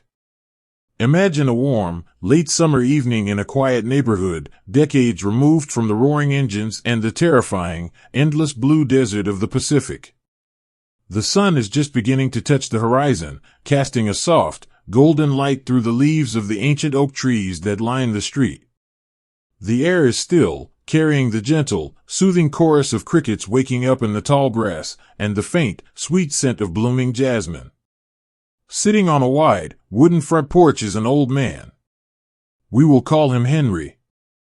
He is resting in a woven wicker chair, a faded quilt draped over his knees to ward off the slight chill of the approaching evening. His hair is snowy white, and his hands, resting quietly on the armrests, are deeply lined and spotted with the passage of time. If you were to walk past his house on the sidewalk, you would simply see a gentle grandfather enjoying the twilight. You would not see the young, terrified boy who once climbed into a heavy iron machine and launched himself into the sky. You would not see the phantom memories that occasionally drift across his vision like slow-moving clouds. But Henry sees them. As the sun dips lower, bathing the world in a rich, melancholic amber, Henry closes his eyes. He listens to the gentle rustle of the leaves in the evening breeze, and for just a moment, the sound transforms. It becomes the soft, rushing hiss of radio static in his leather flying helmet. The distant rumble of a passing delivery truck becomes the deep, comforting thrum of a massive, heavy airplane engine. He is back in the cockpit of his sluggish iron albatross. He does not feel fear anymore. The terror of the silver phantoms darting out of the blinding sun has long since faded, washed away by the steady, peaceful years of a long life. Instead, when he returns to that tiny, cramped room of glass and metal in his mind, he feels a profound, overwhelming sense of gratitude. He remembers the sheer weight of the control stick in his hands. He remembers how stubbornly the heavy wings resisted the wind, how the airplane seemed to groan and sigh when he asked it to turn. When he was a young man, that heaviness had frustrated him.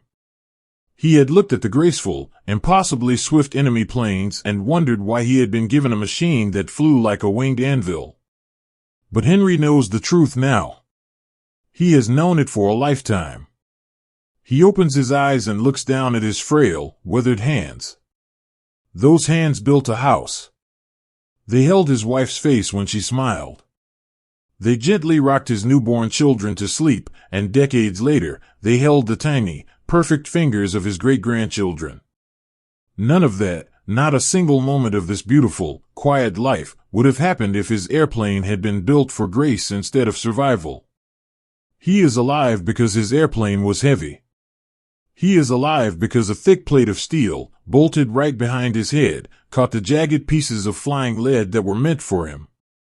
He is alive because the heavy, self-sealing rubber wrapped around his fuel tank swallowed the fire before it could burn. The sluggishness was not a flaw. It was a promise. It was a physical manifestation of a mother's prayer, molded into aluminum and steel. Henry slowly rises from his wicker chair, leaning heavily on a wooden cane. He walks inside his house, moving with the careful, deliberate steps of a man who has carried his burdens well. The house is quiet, filled with the soft ticking of a grandfather clock in the hallway. He walks into his bedroom and kneels beside a large, cedar chest resting at the foot of his bed. When he opens the lid, the rich, earthy smell of the cedar wafts into the air, mingling with the scent of old canvas and dried leather. This chest is a museum of his heart. He reaches past the folded quilts and the woolen winter sweaters, his trembling fingers finding a small, battered cigar box. He lifts it out and sits on the edge of his mattress, resting the box in his lap. Inside, there are no medals. There are no grand citations or ribbons of valor. There is a small, heavy piece of twisted aluminum, roughly the size of a silver dollar. It is a piece of shrapnel that the mechanics had dug out of the thick armor plate of his airplane after a particularly harrowing afternoon in the clouds.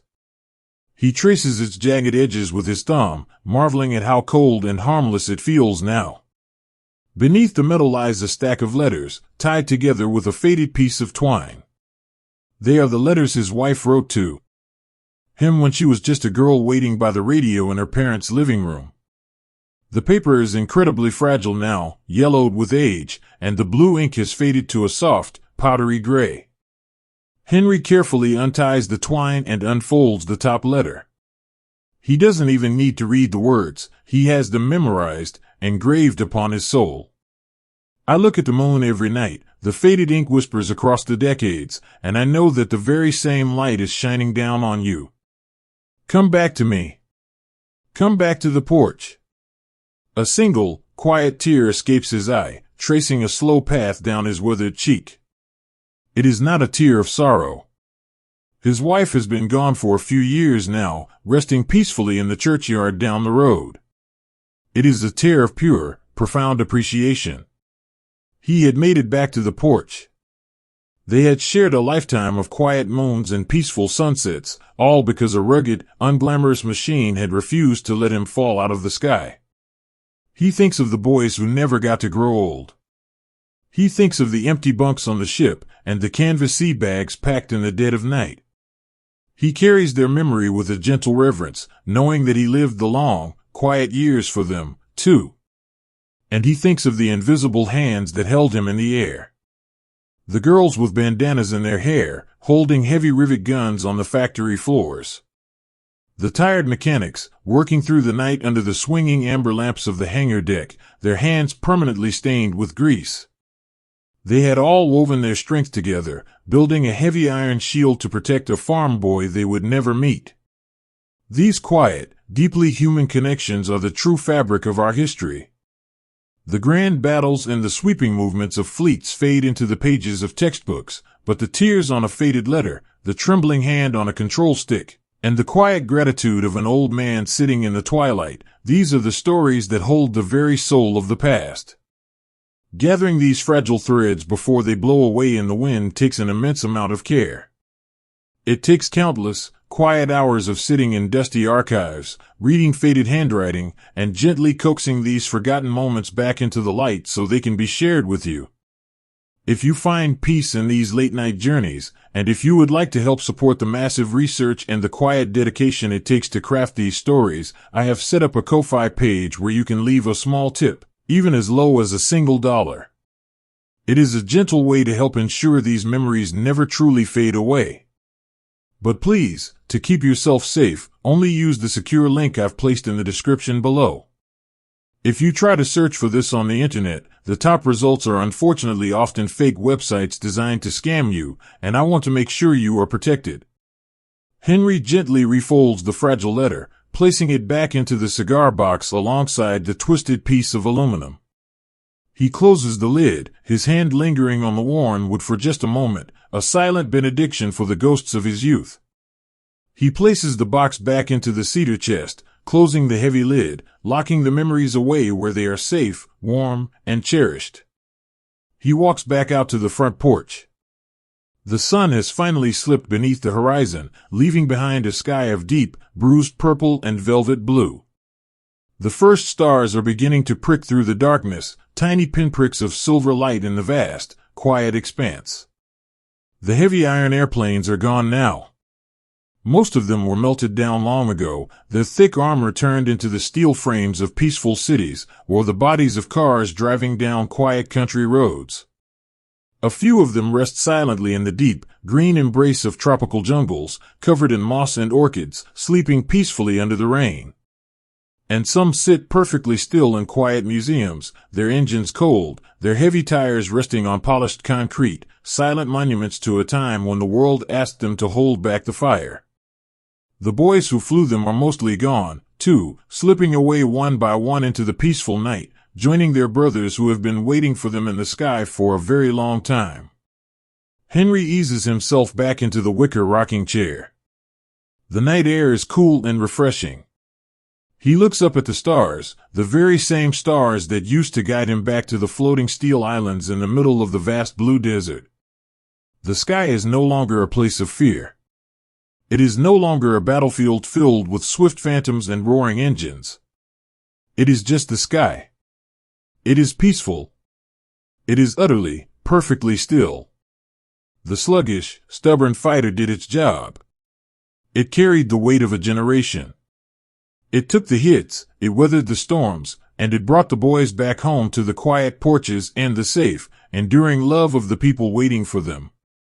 As Henry closes his eyes, his breathing slows, matching the gentle, rhythmic creak of the rocking chair. The world around him is safe. The night is quiet. The final sunset has faded into a beautiful, protective dark. And as you lie there, listening to the silence of your own room, you can let go of the day's burdens. You are safe, too. The heavy wings have done their work, the watch has been relieved, and it is finally time to rest. Drift away into the quiet dark, knowing the sky is clear and the long, peaceful night has arrived.